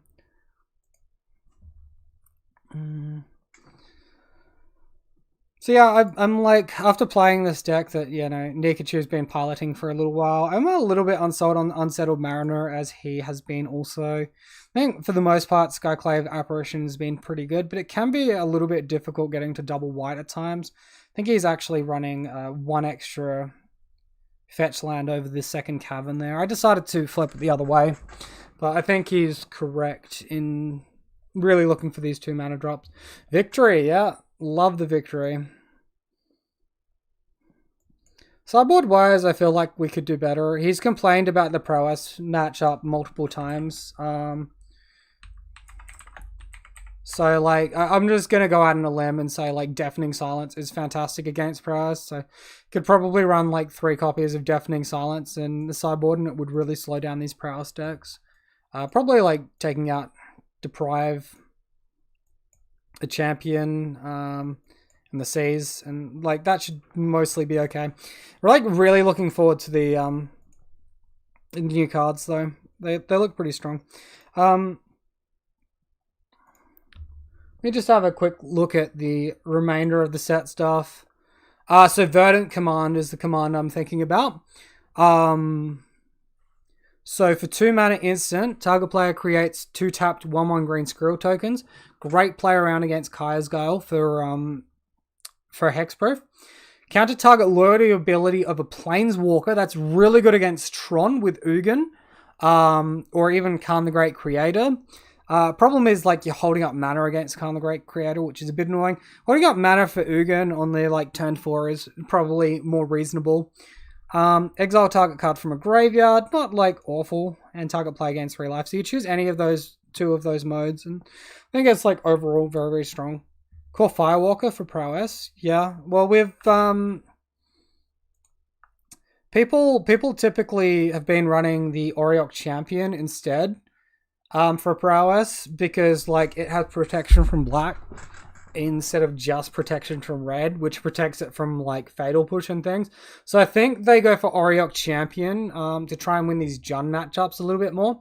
I'd be willing to just remove the core Firewalkers and just put in Auriok Champion though. I remove the Auriok Champions and put in Core Firewalker. I think you make a really good point, and I actually played a league with it and Core Firewalker. I played a league with Hammer Time and Core Firewalker instead of the other one, and it was really, really good for me. The extra point mattered enough where it actually won me the match. So other than that, what else looks decent? I must say, like, Bogles is not directly getting given a lot. Void Mirror is really strong, but that's just a generic sideboard card anyone can play. For 2 mana, whenever a player casts a spell, if no coloured mana was spent to cast it, counted the spell. Obviously not like super game winning, but still pretty decent. And yeah, the prismatic ending seems interesting. I like the idea of a removal spell that doesn't give our opponent mana, but then we could just be running the likes of the ice one that enchants a snowland, right? I think like Modern's going to look very different post Modern Horizons 2. I think the format's not even going to be slightly similar to what it is now. Also good against Lily and her Edict. Very, very true. Both the squirrel token and the activated ability part, I suppose. I'm going to just go to the bathroom real quick. Then I'm going to play some green-white Bogles. So I'm going to be right back. And for anyone, I suppose, watching on Twitch, I'm just going to run a quick pre-roll ad to turn less people away that enter.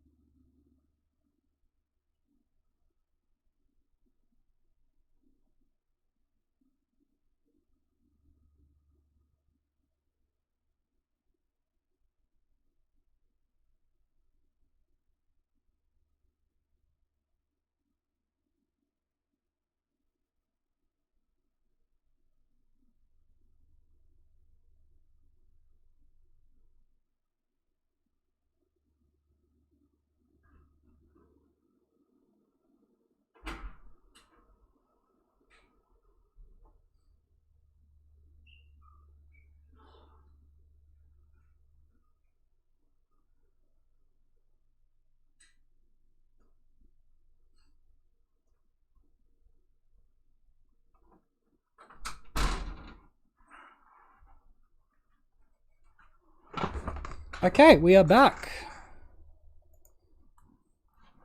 Alright, so this is the Bogles deck I'm currently running. I'm back to playing a couple of Path to Exiles in the main deck. We're actually running 3 Cartouche of Solidarity in the main deck at the moment as well, and only 2 Core Spirit Dancers. Yeah, other notable cards, Sentinel's Eyes, which has been in the deck for a while, Griff Spoon, Spider Umbra. I mean, all of the other stuff's pretty stock. With the sideboard, we've got 2 Rest in Peace in there as Graveyard Head, 3 Suppression Fields for those combo decks. Looking at you, Heliod, looking at you, Kiki combo, whatever else. It's also good against hate bad decks as well. So Torporob and Suppression Field pair quite well against hate bad decks. One stops the Giver of Runes, and the other stops all the ETBs. We got a Seal of Primordium, which is Artifact, Enchantment, Hate, returnable with Lurrus, and we've also got Force of Vigor, which is a cheap way to do it. I will be running the Leyline of Sanctities in the sideboard here as well today. So yeah, that's a real quick rundown on the deck. I'll get my stream decker updated as we jump into this league. And yeah, we can get playing, get cracking. And, you know, hopefully versus the prowess decks while we're on Bogles. I mean, hopefully we also win the die roll. Die roll is, like, huge.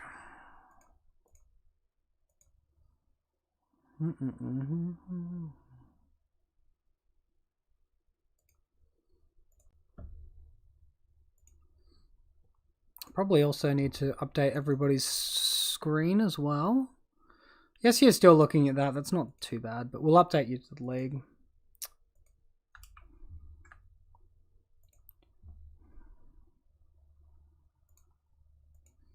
So I've been like jamming a ton of games with Bant, and I'm just like, I just really don't think it's as consistent as Green White. Like, it feels so annoying when your card draw auras just don't do what you want them to. And things like the extra evasiveness from Griffspoon, the extra totem armor on Spider Umbra, they seem to play a pretty big effect here. A lot of people have shifted away from these the Great Creator decks though, so not having Force and Negation main deck is not as necessary to beat Chalice decks, right?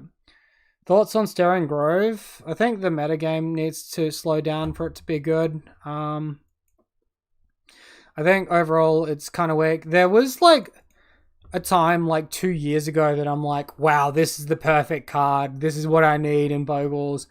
And then I realized that it wasn't modern legal. And now that it's getting printed into modern, modern's probably just going to be too fast and vicious for it to actually be good enough.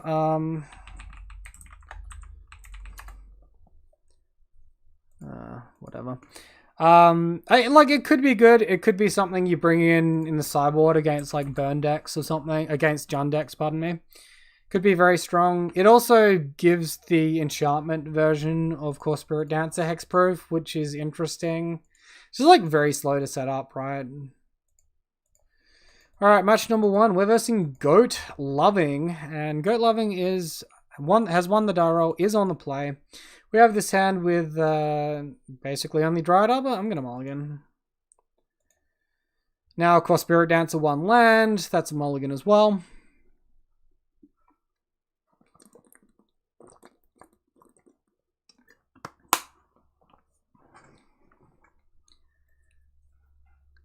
Opponent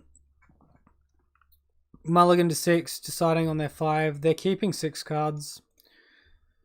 Fuck me, man. Can we get a decent hand? Alright, cool. We'll keep.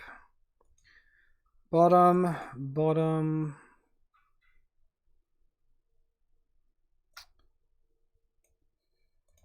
think we bottom this one. Keep this hand. Maybe a good 4 is good enough.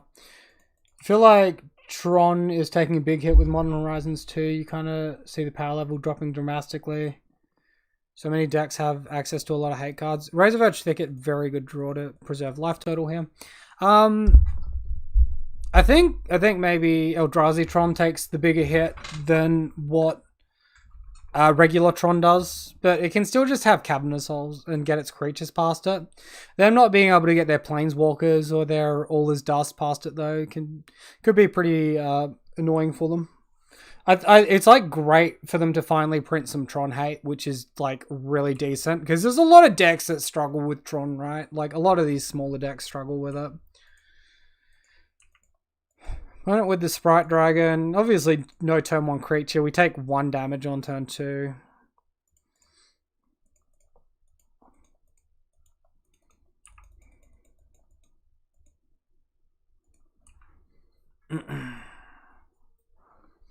I'm pretty sure like Tron's getting some like stuff printed for them as well.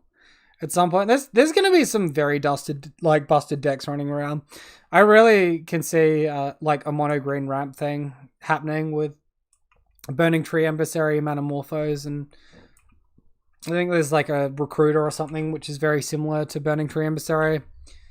It's like 3 of those, and you get yourself a turn 2 7/7 Vigilance Trample, haste Trample, and hexproof on the turn you cast it. It's like so dumb. It's probably not quite as bad as Hogak, but it feels like Hogak all over again. Opponent Expressive Iteration, pre-combat. Mutagenic Growth to exile, plays land for turn. We could be getting hit for a lot here, but then we have Daybreak to recover with. Maybe we can find like a Spider Umbra and we get a really good block next turn as well. That would be very nice.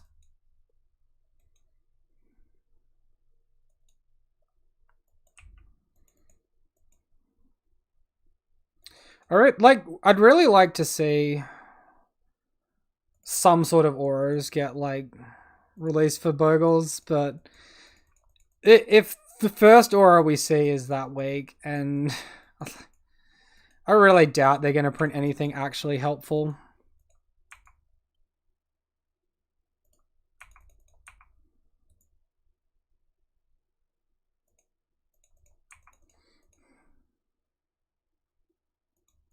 I think there's enough of an argument to get Slippery Bogle out onto the battlefield as well. We'll just do it off a forest. We could have, like, played our Daybreak Coroner off the plains, left a Razor Verge Thicket back for the Bogle. I don't really think it matters when we've emptied our hand completely.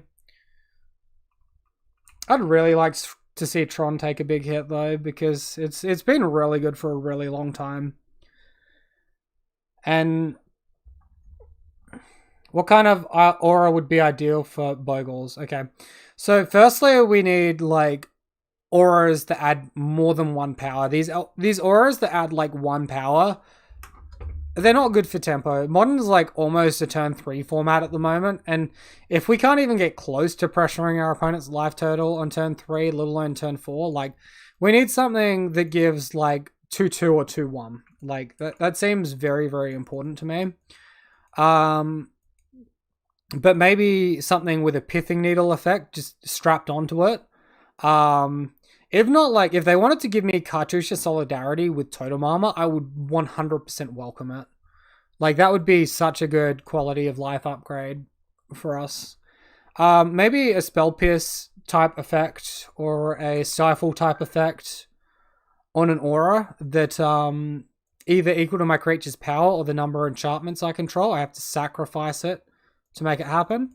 Like, there's stuff they could do. There's definitely stuff they're not doing. They could give like something similar to Totem Armor, but it returns like if this aura left the battlefield this turn, return all permanents that went to the graveyard from play back to the battlefield, exile the aura that enabled this effect. Like, you could do so much. You really could. We need like versatile, strong auras, because the time when Bogles were good, linear aggro decks didn't get main deck hated. Now, like Liliana of the Veil has been around forever. That's fine. I accept that. But Ugin, Kaya's Guile, Blast Zone, like tutorable engineered explosives, tutorable Blast Zone, all of this stuff is just getting like more and more unreasonable. And now they're printing a split-second version of Diabolic Edict. Our opponent is so close to killing us. They flash back 2 lava darts, and I think that actually gets them there. Wow. Well, fair play to them. They did it. That would be cool, yeah.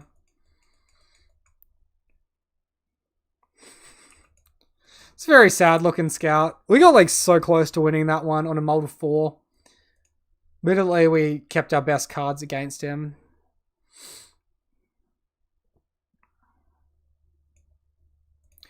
Alright, we'll bring in our Leyline of Sanctities. For a long while, I was against bringing in Leyline of Sanctity, but I think enough time has passed that I'm willing to admit that it's probably quite good. I think we could take out, like, Agra Spoon here, and then maybe a couple of Cartouche Solidarities.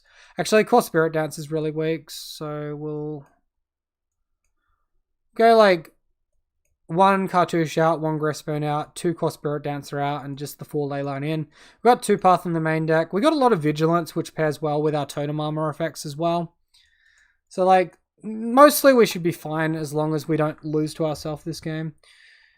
Not to mention Luris would get back EEs. Yeah, well, that was getting abused for a very long time, wouldn't it? I mean, also, like, Luris is way less good now for Bogles, now that, easy keep. It's, like, way less good now that we... What am I word I'm looking for? that we have to pay the 3 mana to put it to hand. Like, it's so much harder to put it to hand, not have it discarded. And then if it gets discarded, nothing happens. Like, all the black decks will hold Inquisition of Kozilek if they see that you've got a Lurrus and just, like, wait until you put it to hand and then make you discard it. We're never really having 7 mana in a reasonable game either. Like, it's just not going to happen. So, like, I don't think that, yeah, Lurrus doesn't feel like enough for Bogles anymore. Later on the Spirit Mantle here, it gives us turn 3, spend 3 mana. And then we'll have, like, reach for his flying creatures, protection from creatures, lifelink. Should be free, as long as our opponent taps out. I guess, like, Pyroclasm would be pretty bad for us, but they all do Kozilek's Return because of Core Firewalker type creatures. Cool, take a whole bunch of very little. He could be actually holding up Spell Pierce here. I haven't seen Spell Pierce from Burn decks in a while, or Prowess decks in a while. Damn, there's the Spell Pierce. Our opponent gets it.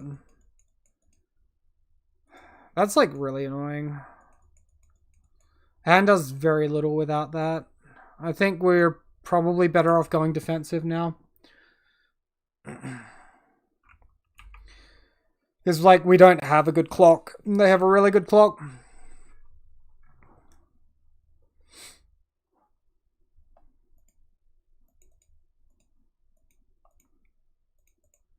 Easy block. They like Kozilek's Return. We still have protection from creatures, but, like, yeah, they're just throwing burn spells left, right, and center. Sure.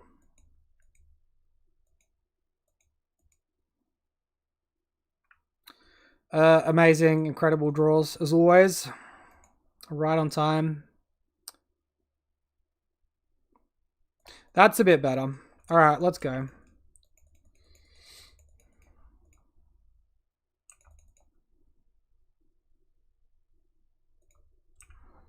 Alright, attack for 4. We gotta have Vigilance now. This is like massive, massive pro to Sentinel's Eyes. In the matchup, it's really, really good.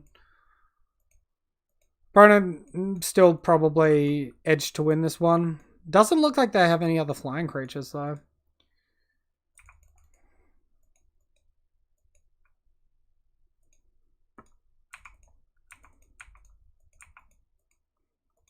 I'll definitely play out our other Bogle, even though it just potentially dies to a Kozilek's.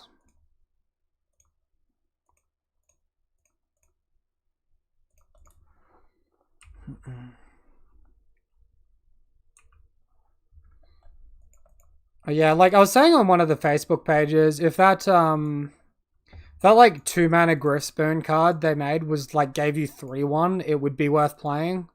But like even then, it doesn't give protection from creatures, so it's not like super crazy amazing. Obviously, I'm gonna Bedlam Reveler. Okay. It's gonna be like obviously I'm gonna block here, but alright, looks like our opponent has one more turn to try and kill us, and we're gonna have 3 creatures to block with. Pretty amusing. These ley lines operating their best mode ever.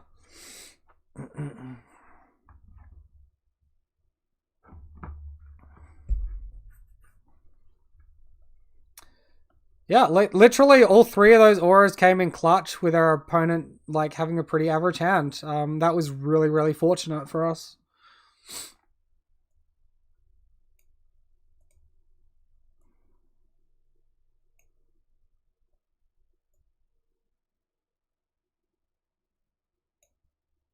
I think we just run it back. I don't want to give my opponent too many targets with the cartouche tokens. But also, like, points of toughness are also good. Lol, GG opponent. Yeah, well, I mean, like, first game. They stole first game, like, stupid, right? It's kind of only fair that, we got a free game like that. Alright, no creatures. GG. GG, well played. Like, we mulled to 4, and then they, like, won through a Daybreak off an attack for 11 after burning us for, like, another 5 points of damage or something.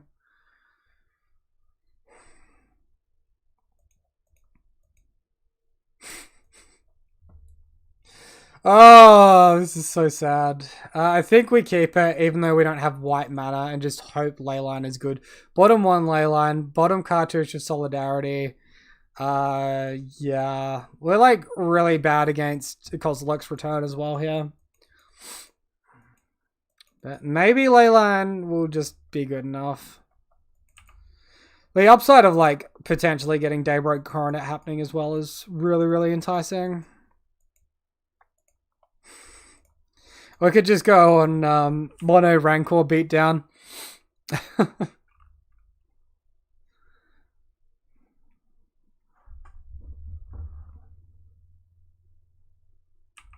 Sprite Dragon. Alright, here comes the attacks.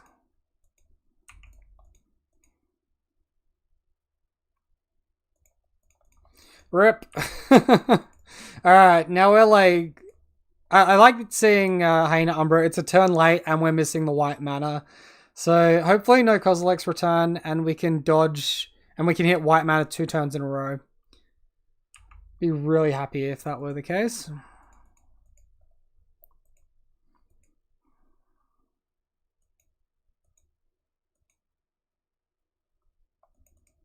Stormwing Entity. Yep. Looking for a couple of bottoms on the scry here as well. Especially when we're like this far behind. 1 top, 1 bottom. And an attack for 4. And white mana. Come on, let's go. Let's go. Thank you.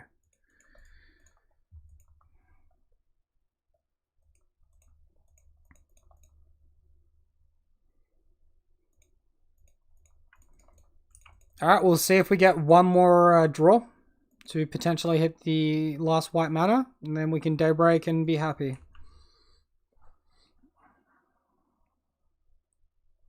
I think Leyline definitely has a lot more merit against these Izzet decks as well. Against like the red-white versions, Burn or Prowess. Obviously they side in Enchantment Destruction because they have white, but this blue version of the deck doesn't have that. I think we're just dead to Prowess triggers here. Unfortunately.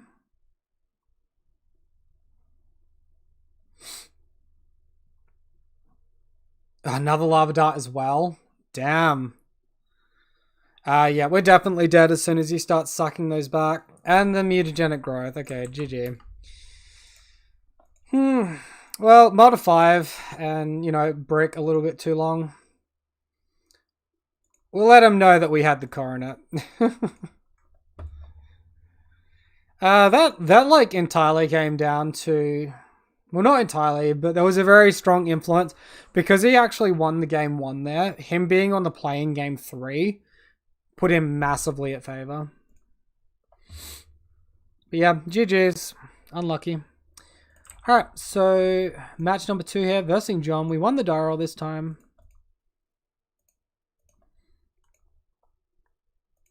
Hand is good, we keep. Do you think Lava Dart was a mistake? What do you mean? He targeted his own Soulscale Mage. He couldn't target us with Lava Dart. So I don't think it was a mistake. We had Leyline on the board, so he couldn't target us.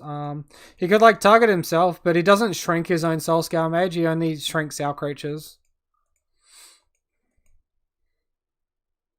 I think like the way he was just playing his spells out was him wanting to show us that he had lethal more than enough.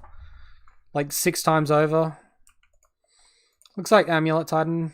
Fortunately we have Totem Armor, that's pretty helpful. We draw the Path, that's also very nice. Oh, getting printed. Oh, do I think it was a mistake getting printed? I don't think so. I thought you were referring to that match. My bad, man. No, I don't think printing of Lava Dart was a mistake. I think Prowess decks are very strong. If you were to remove Manamorphos, they would lose a lot of win percentages. There's just like enough cards printed that it's really good, but I don't think it's busted. I think other things are a mistake, like, you know, Dryad of Lycian Grove is arguably a lot stronger in my opinion, as is the Castle. I think the mistakes for Titan are a lot more significant than Lava Dart. Wonder if he's Reclaimer Titan. He could be. What do we see? Selesnya Sanctuary. If we see fetch lands, that means Reclaimer Titan, right? I think Reclaimer Titan can have Amulet of Vigor as well. It also has like Path and Skyclave Apparition.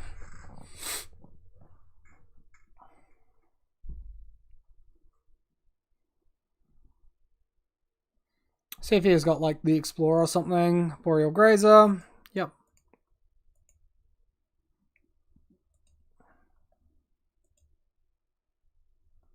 Boros Garrison. Bounce the West. 3 mana, but no green. Cool. Cartouche of Solidarity. I'm like pretty fine just committing the Spirit Mantle here and getting our attack in. Then we can do 1 mana stuff next turn.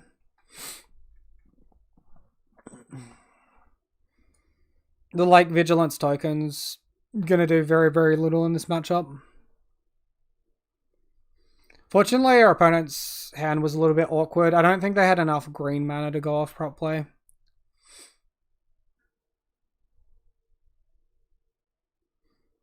So, like, for a while there were Scapeship decks that, like, ran around. It's like Omen of something. There was, like, a 2-mana enchantment that gave you lands, all land types, and arguably, that card could be better because it's 2 mana. It comes out earlier. And it's an enchantment. It doesn't get hit by creature removal. But the reason why Dryad of Lycian Grove has made such the impact that it can is because it pairs so well with Summoner's Pact. Summoner's Pact with the Talaria West and all the other stuff. Like, the deck is very well oiled. The Turn Timber Symbiosis that they got as well is like really, really strong. Really garbage in Bogles, though.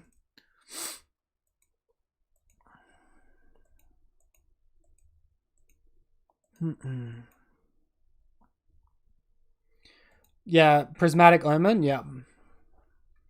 Yeah, I think that was the name of it. I was going to say Prismari Omen. That was what was in my head, but I think you're correct on that one. But yeah, like, the difference is one's tutorable via Summoner's Pact and the other one's not. I guess it can also be uncounterable through Cavern of the Souls. Dryad of Lycian Grove searched out. Put into hand and going to be put on the battlefield here. I'm like, okay with this. They get an extra land drop. They have potentially 3 mana up. They need to make sure they can pay for their pack next turn, which is double green. Currently, they do not have double green. They've played 1 Selesnya Sanctuary for turn. Okay, they concede. I think they were stuck on too many red lands there to assemble what they needed, and maybe they just realized their mistake. Being a 3/4 makes it hard to remove. Yeah, it really does. I agree with you there. Alright, so in Amulet Titan matchup, we want our Force, we want our Seal of Primordium. I like don't normally bring in Torpor Orbs, but I'm starting to like think maybe I should be. It could be just overthinking it though. So we're gonna bring in these guys. We're gonna leave in our Path to Exiles. I'm gonna like take out Cartouche of Solidarity, I reckon, for these two. That should do with sideboarding. 2/4, yeah. Yeah, I know. Completely agreed with the 3/4 and it didn't click for a second, man. If Dryad Arbor had Hexproof, this would be a lot better, but no. Alright, this hand will do. We'll keep. Teach the Horizon Canopy. Done. So, like, post-board Amulet Titan, your head's always going to go towards... They're probably bringing in their own Force of Vigors. On your turn to attack, you want to try to play... to minimize damage from Force of Vigor. So that means things like Rancor and Sentinel's Eyes on turn 2 are very important. It's not necessarily just play double Ethereal Armor attack. Do I bring in Leyline for Valakut? I could, but then they're just going to have the Enchantment Destruction anyway, so I don't really like that line. I know like a lot of people think about it, but I don't really think it's great. Maybe with like Stirring Grove, it would be good. Probably at that stage of the game, they're just killing us with Titan anyway, and then Talaria West into engineered explosives and blowing our stuff up, so... Pretty uninspired about it all. Daybreak, sure.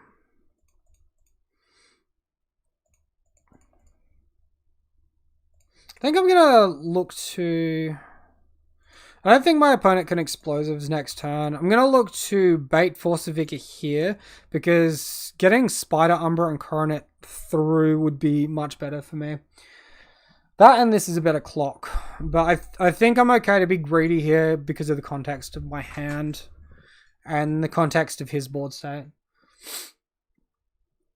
Yeah, if they're bringing in Force of Vigor and the one mana one that shuffles, which green decks side in for Heliod Company, like shuffles an enchantment into its owner's library, there's not much point.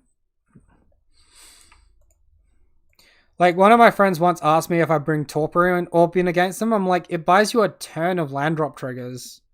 And that's for, like, a turn of you spending mana because you're Bogles. And that's what happens when you spend mana. I'm like, I'm not doing that.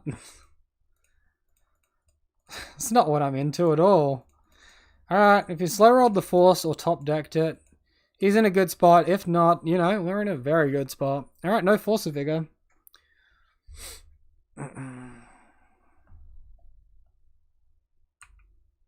A white land that gains them life, and they concede. Okay, well, I think that opponent was new to Amulet Titan, because I don't remember the last time I had that matchup that easy.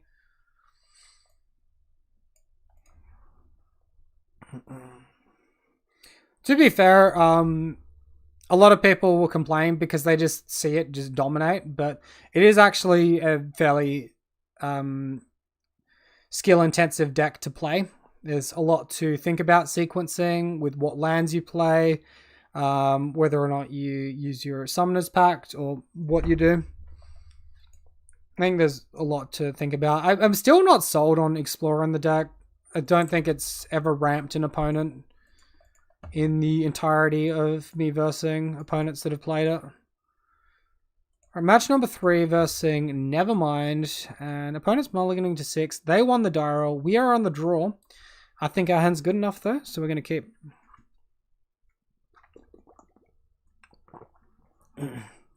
Lol, they dirtled, especially with 2 amulets out. Yeah, you'd think so. Maybe they just like needed the Simic Growth Chamber in hand so that they could get double trigger for Titan and like double green. Maybe they just kept double amulet and were like looking to draw one missing piece. I don't know. You don't know. Misty Rainforest.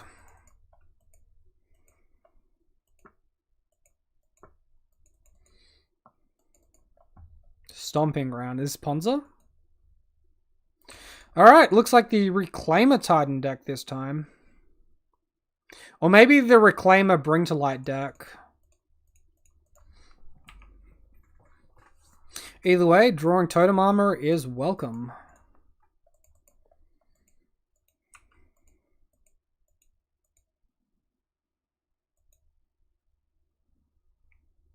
So opponent doesn't get the ramp effect just yet. I think we wait a turn on Spider Umbra here. Instead of giving our opponent information, we'll just keep that one a little bit of a secret for now.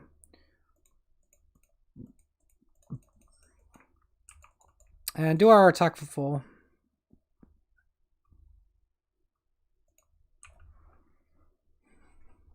Been plenty of times where I've also derped while playing Magic Online, also while streaming.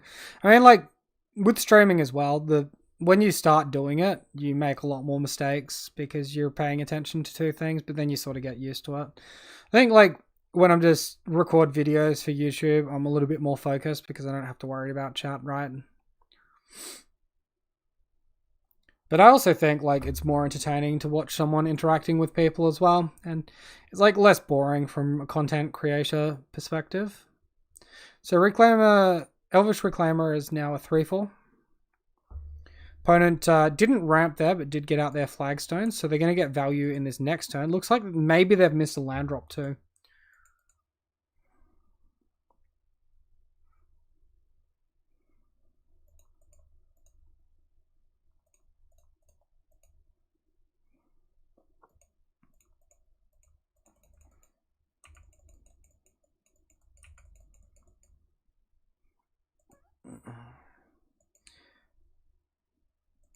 Alright, we'll attack for 8.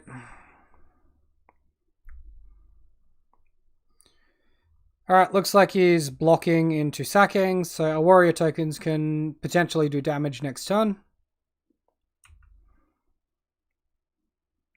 Yeah, hopefully we find a little bit of gas for next turn. Maybe some trample or lifelink.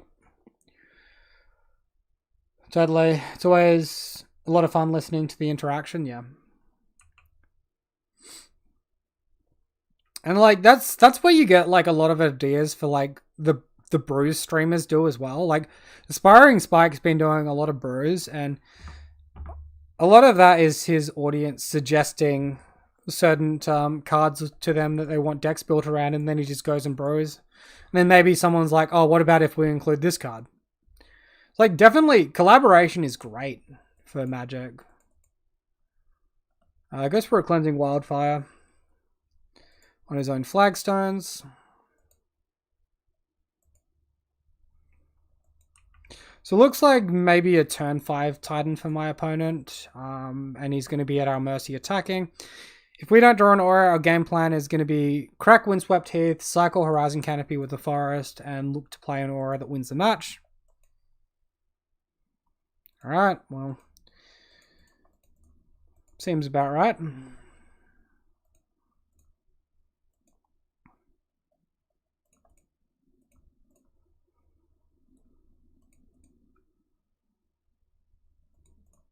That should be lethal. Could have Lightning Bolt to save him.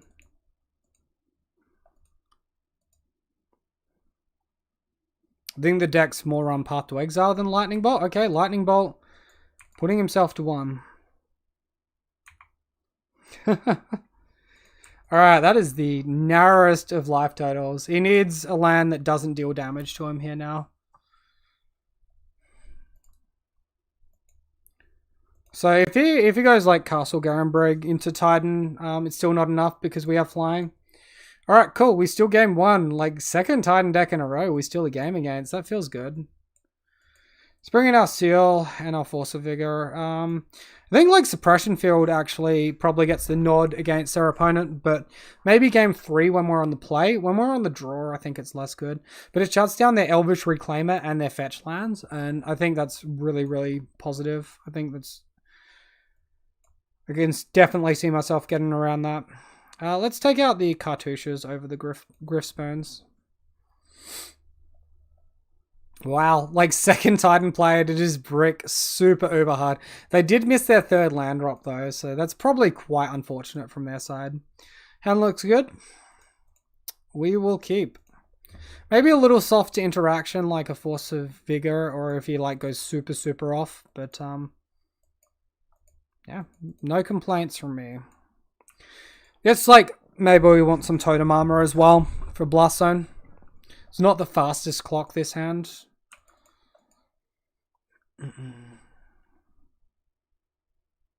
Cool. Well, you heard my thoughts about Sentinel's Eyes last game. I think it's a great turn 2 against these Titan decks to play around Force of Vigor. For opponent like fetch lands into active Reclaimer, yeah. So they're going to have a 3/4 active now by the time he activates this and everything. So we can actually get very, very blown out by a Force of Vigor here. But we do have another Bogle to go in on. Could be like greedy playing double aura rather than just Griffspoon attack.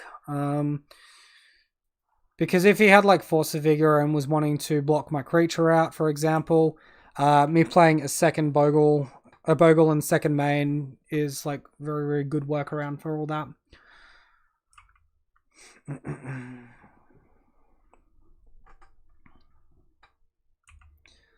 Alright, cracks. He's got island, he's got flagstones. He's leaving himself light on green. He's got to have another land in hand, right? Surely.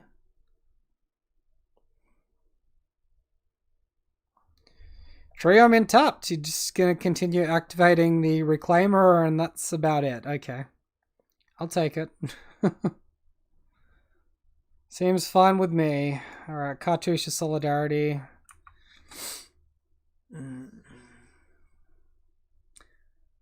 I think we just run out the Daybreak Coronet. There's a world where playing Cartouche there is better, and that's like if he's got Force of Vigor in hand. Otherwise, playing Daybreak just gives us the faster clock and we're happy. If we play the Cartouche, it doesn't, like, stops us from getting 3 for 2'd. Half Truth, still here, man. Guess they'll get there eventually, maybe. I mean, these, like, Reclaimer decks, Reclaimer Titan decks or Reclaimer Bring to Light decks are a lot slower if they don't have flagstones on the board already. I think this might actually be the Bring to Light deck because I'm pretty sure I've seen Cleansing Wildfire from them. But yeah, like if they turn 2 flagstones, Reclaimer, they activate flagstones, they ramp themselves, they Cleansing Wildfire, ramp themselves. Then by like turn 4, they've got like a huge board. Bring to Light.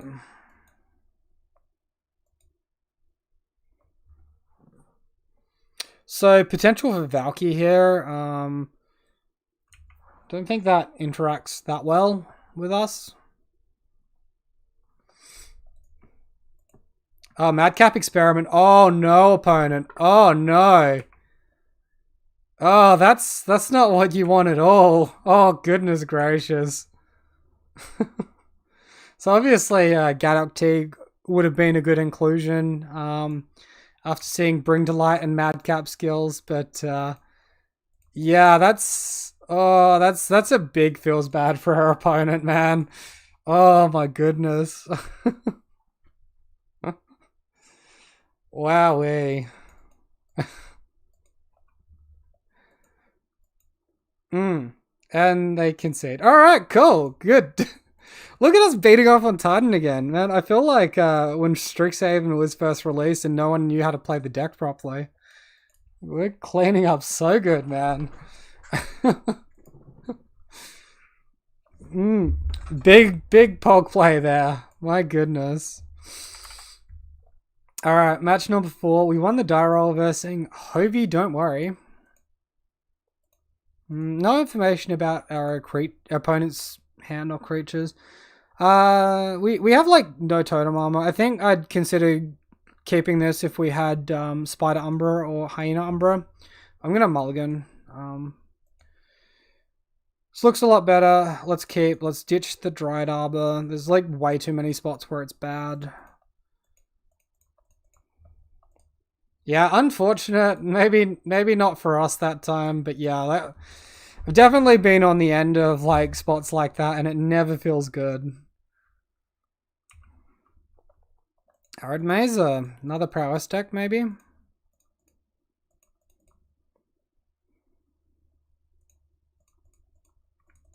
play as if it's prowess. Get our vigilance, get our reach, totem armor. Seems good. And then next turn we can Daybreak. So we go for like flying there and we miss a land drop in our next draw. We're like probably wanting the Daybreak Coronet outright. So like here my opponent might not want to attack. They don't even attack. Wow. That feels kind of good. Oh wow, it says they're currently 4-0 as well. We might Dream Crush on the 4-0 here.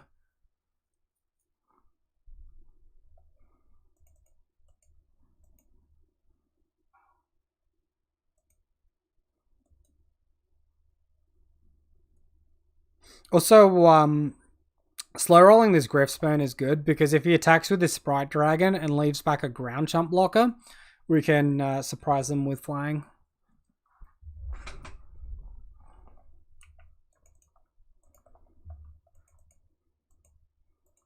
Oh, wow. What a draw. Jesus. It is happening tonight, chat. Holy moly. Literally hitting it all. It's like a little bit beyond ridiculous. Mutagenic growths are turned off at this point, obviously.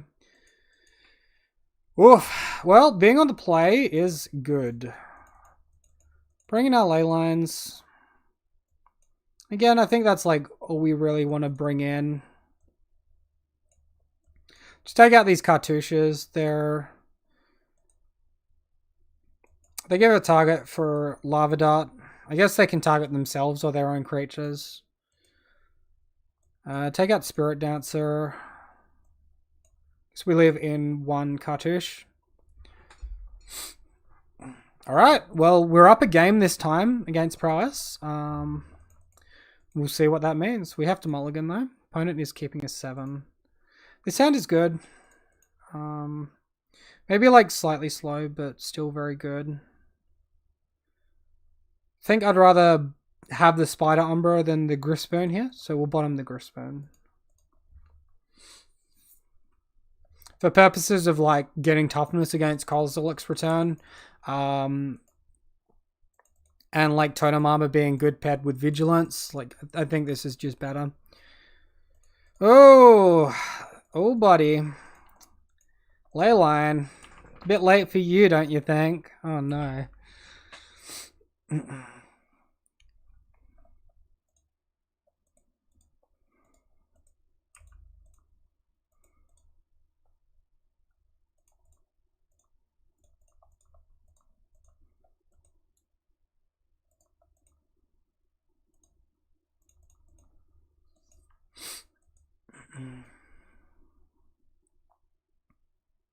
I think we just look to race. We get out of range. If we rankle here, we get out of range of Kozilek's return anyway. And I don't see like a good spot where I'm blocking either of his creatures if I just have 4 power. That's like three prowess triggers and they're like eat our Totem Armor. We're better off blocking next turn if we're looking to block. And like having our Totem Armor eaten is a loss of tempo because we effectively lose the mana. So like, especially if I hit land here and we can look to like curve into a ley line, that could be pretty nice. We're on 7 though. We are like super low. Opponent misses a land drop. Probably means they have gas in hand.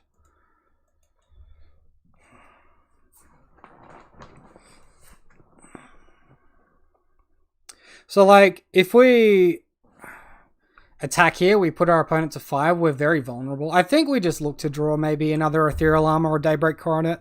I don't mind slowing the game down here. There's like 2 burn effects and we're dead. Yeah, here's one. Here's the Lightning Bolt.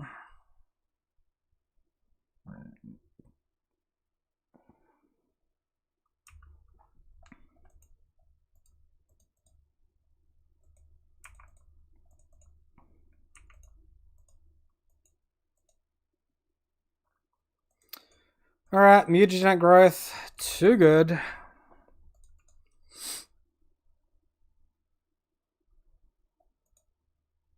Daybreak on top. Damn. So maybe if we actually went defensive and traded the Totem Armor, we would have won that one. That's unfortunate. So go ahead and run it back though.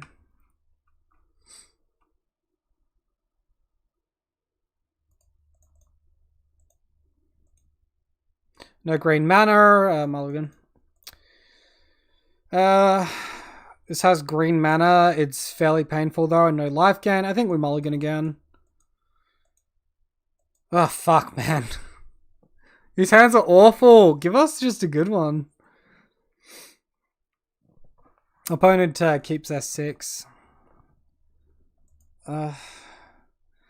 This could be okay if we hit white mana. We're on the play. We're less likely to hit our land drops. But if we do, we can turn to Spider Umbra regardless, but then we can hold up Path, Hyena Umbras, and potentially get to Daybreak. I think this could curve quite nicely. We have to bottom 2 cards as it is, so we're probably bottoming double Hyena Umbra on a hand like this. Mulligan. Alright, keep. We actually have lands this time. So ditch creature, Spirit Mantle, Plains. Done. Leyline of Sanctity. Do some work, please.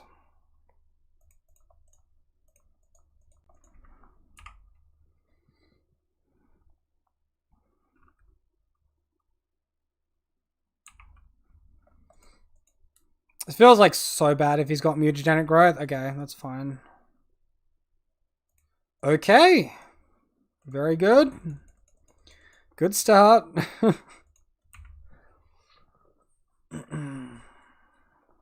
Yeah, I like mulliganing like off of basic forest as your only land. Even with the Daybreak Coronet, I'm looking for 2 lands.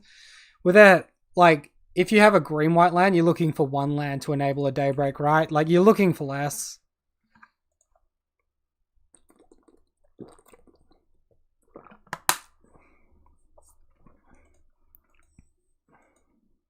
Could be worth the chump block before they lava dart. I'm gonna just block it. Daybreak? Land? No? Oh, shit. Alright, let's chill. Hope no Kozilek's return.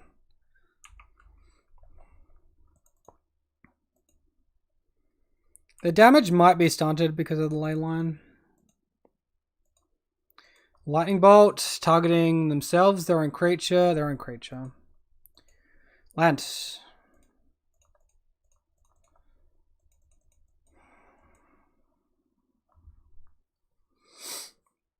Oh, has he got Spell Pierce here? I am very okay with that. I'm like never blocking either, so I'll just attack for 2. That potentially means we can resolve Daybreak as long as they don't kill us. Okay, I think they just got us. And like double Lightning Bolt as well. Ooh.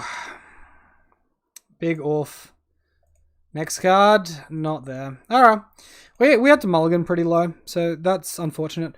Half Truth, thank you for the follow, both on Facebook and YouTube. Sorry that I missed it 5 minutes ago, but definitely appreciate it, man. I asked for Daybreak first, yeah. It's my own fault for muttering the wrong card, obviously. It's the way it always happens. You call for a card and you want it, you never get it. You call for a card and you don't want it, and you always see it. One of those many superstitions.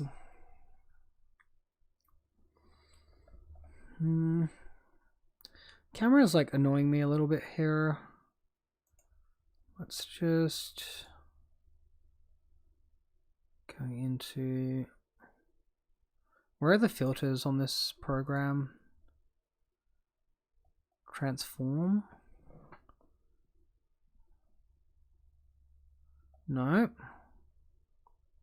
Maybe if I just double click on it.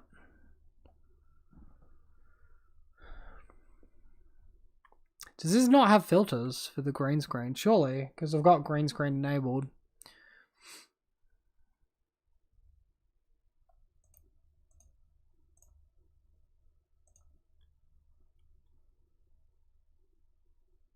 Okay, I can't see that, but we found our opponent, so we can get into it. Wonder if there's any new spoilers that have popped up while we've been streaming. Also, I'd like to really see the Horizon lands completed, but they might be saving that for like Modern Horizons 3 at this point. It almost looks like. Alright, match number 5 versus D Green 16. We're on the barrel, we're on the play. We're snapping this one up. This sort of hand that gives Bogle players a bad name. So their opponent is currently 0-2 on burn. Oh goodness, that's like they can still beat us with an aggressive hand, but yeah, that's pretty good for us. Spoiler: Blossoming Calm. Instant white 0. You gain hexproof until your next turn. Yeah, I saw that one already. Half truth. Raven's Crime on us. Ooh. So ditch the Horizon Canopy here. Cartouche is going to be good if they're on Smallpox here.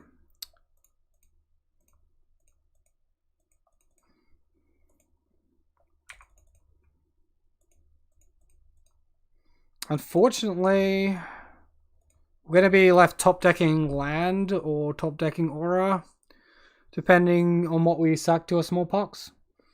I think Blossoming Calm looks really sweet, but as a Bogle player, I'd really like it to be able to target my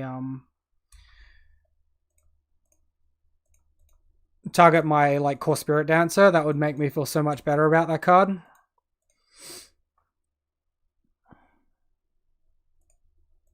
So it looks like an 8-rank deck.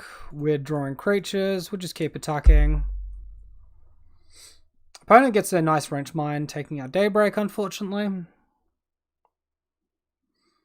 But I think we're still in a much better spot here than what we have potentially been in other games.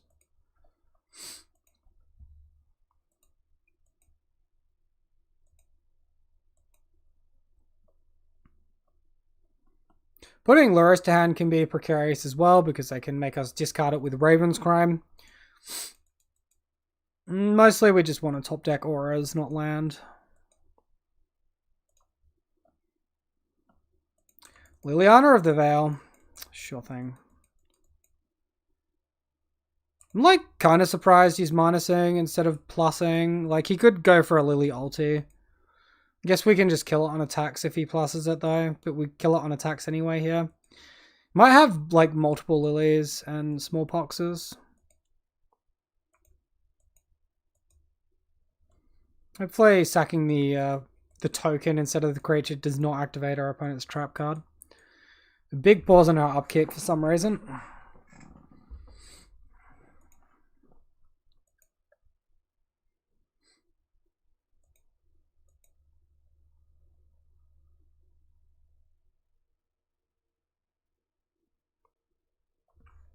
Okie doke.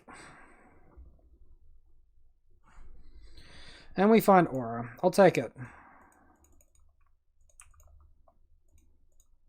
Maybe like just his internet's being slow or something.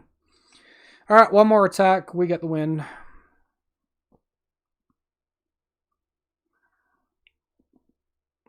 Opponent concedes. Perfect. Guess there's an argument to leaving Liliana on the battlefield there. Actually. Bring in Leyline of Sanctity. It's very good against her discard. It's probably worth having as many creatures as possible. Imagine a 2-mana Aura is the last place we want to be. If we had... see, I should have switched these out for Soul Guide Lanterns. I'm going to just do that now for my next leg. I had like so many spots where I just prefer to have Soul Guide Lantern in my sideboard instead of Rest in Peace, just because like I don't want to lose my Rancors, my Sentinel's Eyes in this matchup. That's not where we want to be. Spirit Mantle and Path are pretty easy cards to remove. And after that, it's maybe just a Spider Umbra. I like the idea of Griff Spoon in case they have creatures to chump block with, like Gifted Aetherborn.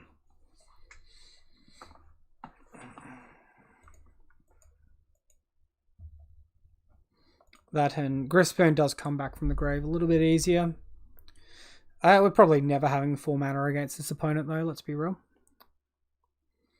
We got the Leyline hand. We've also got Dried Arbor hand without Totem Armor. I think with Totem Armor I might consider it, but not here. Also, Dried Arbor is really bad interaction against Smallpox. We're going to keep this one. I think I'm going to ditch the Griffspoon here. Keep double creature because you always want as many creatures as you can against this style of deck. Smallpox does name each player sacrifices a land creature discards, not target player. So it gets around Leyline of Sanctity. But Leyline's good against the entire rest of their deck.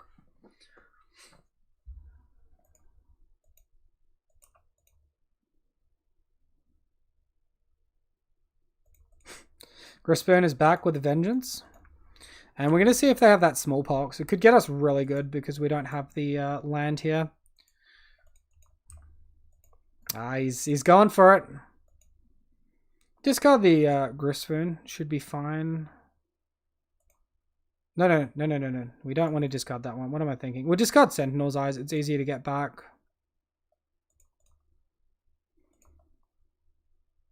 Opponent discards Thoughtseize. Makes sense. Land? Bruh, come on, don't do me like this. Alright, that's the definite feels bad.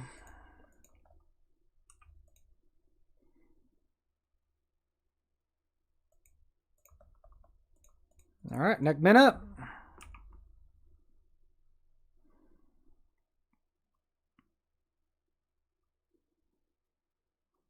Bontus, sure.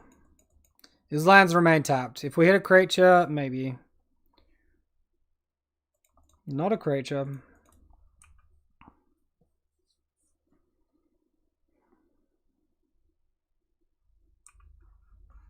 Guess we could bring in Loris as well because that's also a creature.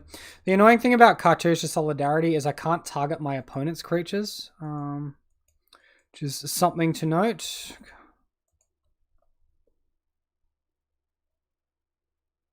Opponent loses a lot of life off of that castle activation there. Liliana of the Veil.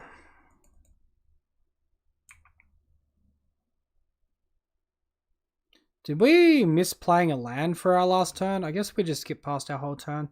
Shouldn't impact on us too badly. I really wish we could just, yeah, find a guy. We had 2 in our opening hand, and yeah, double bomb. Ratchet bomb's like really annoying too. Get rid of the Coronet here, it's the weakest card.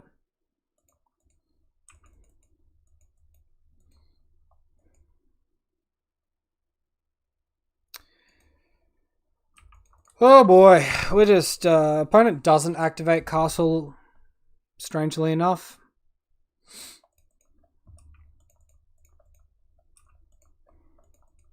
See if he pops up this Vatrat Bomb past 1. Looks like he's going to go after the ley line. This guy got like Liliana active, but he needs to target us as a player to use the Liliana ultimate.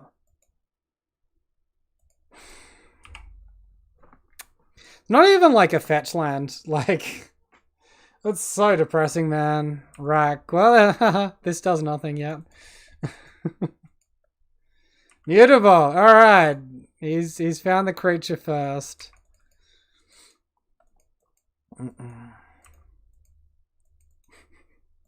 Now he knows what he's up against. He can just keep these BS hands. Oh, he actually is activating his castle this time. Fair play.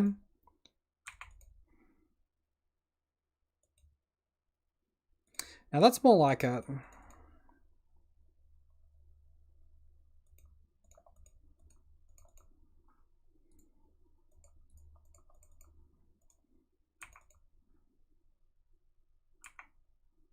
It's also not too bad.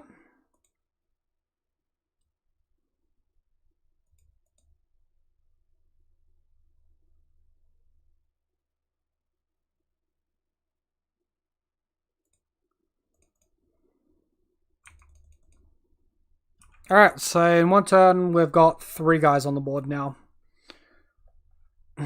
Just to play around his plethora of removal.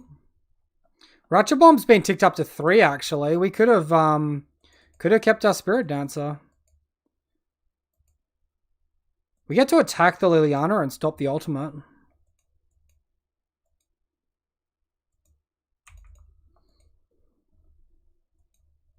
Any castle active before passing? Yeah, seems wise.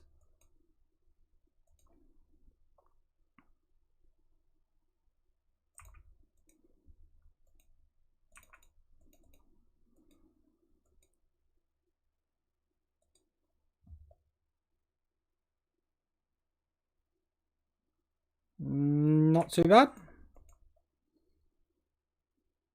Alright, we'll just fire in the hole at Liliana.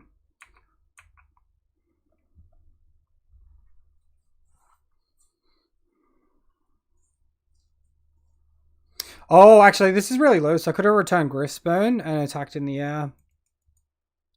It's pretty foolish for me.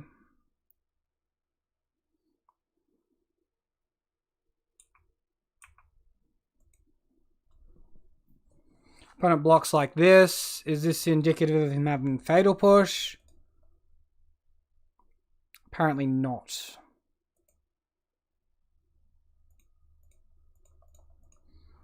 Alright, let's play out the Bogle. This Lily can't ultimate anymore, but it will be able to neg post-blast, post-Ratchet Bomb.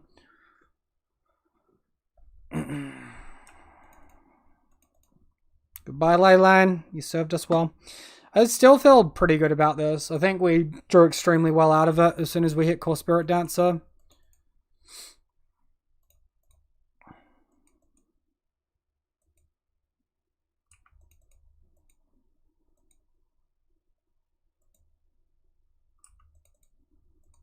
Opponent just suiciding against us? Yeah, sure, I'll take it.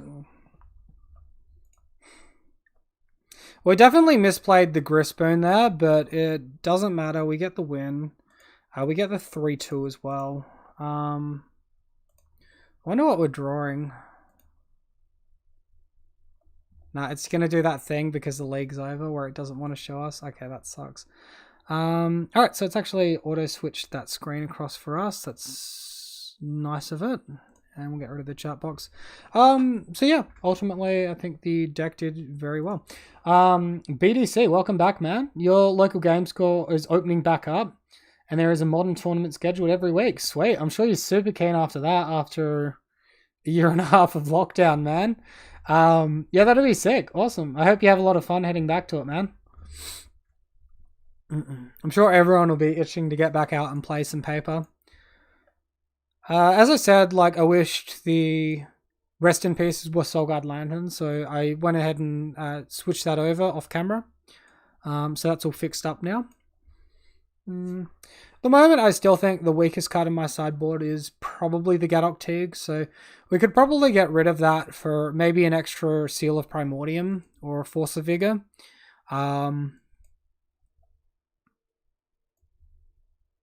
I don't think I've seen enough points where I like Gadok Teague, so I think I'm going to do that. Like, it was good against Nivtalite if we brought it in, but then they have creature removal anyway, and it's probably pretty trashed, right?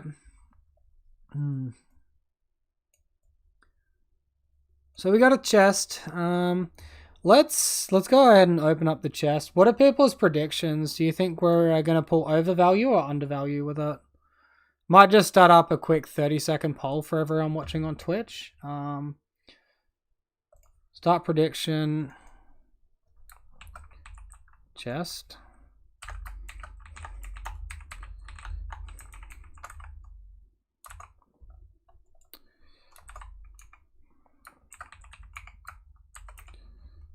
Alright, we got a real quick 30-second prediction. Get your votes in, people. It's going to be ending shortly. We'll key up this this one chest over here.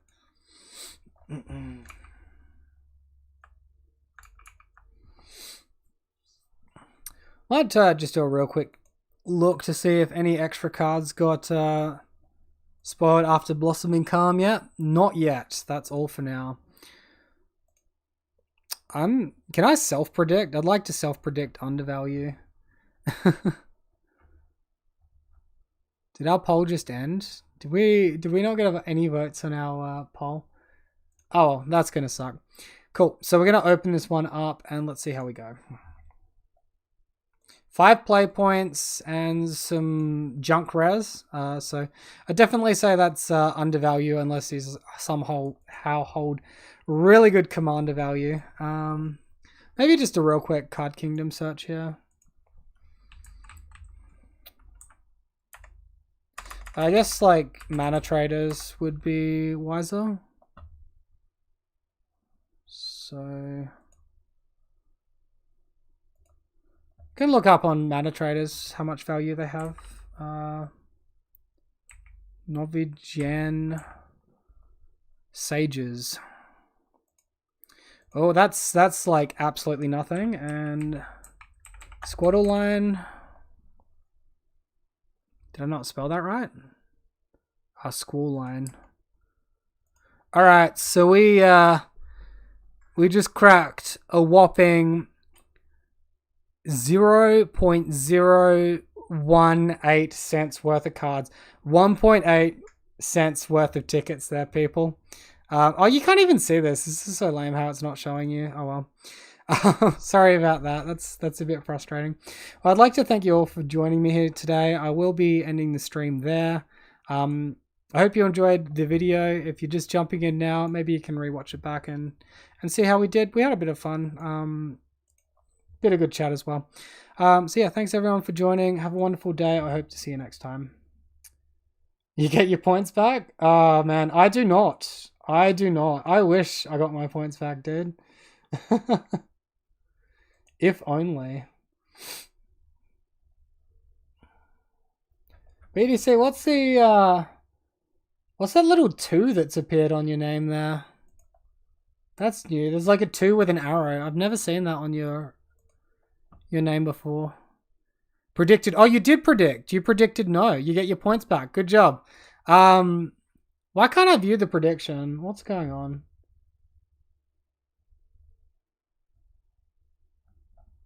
It should show me activity log. Oh, well, I'll work it out later.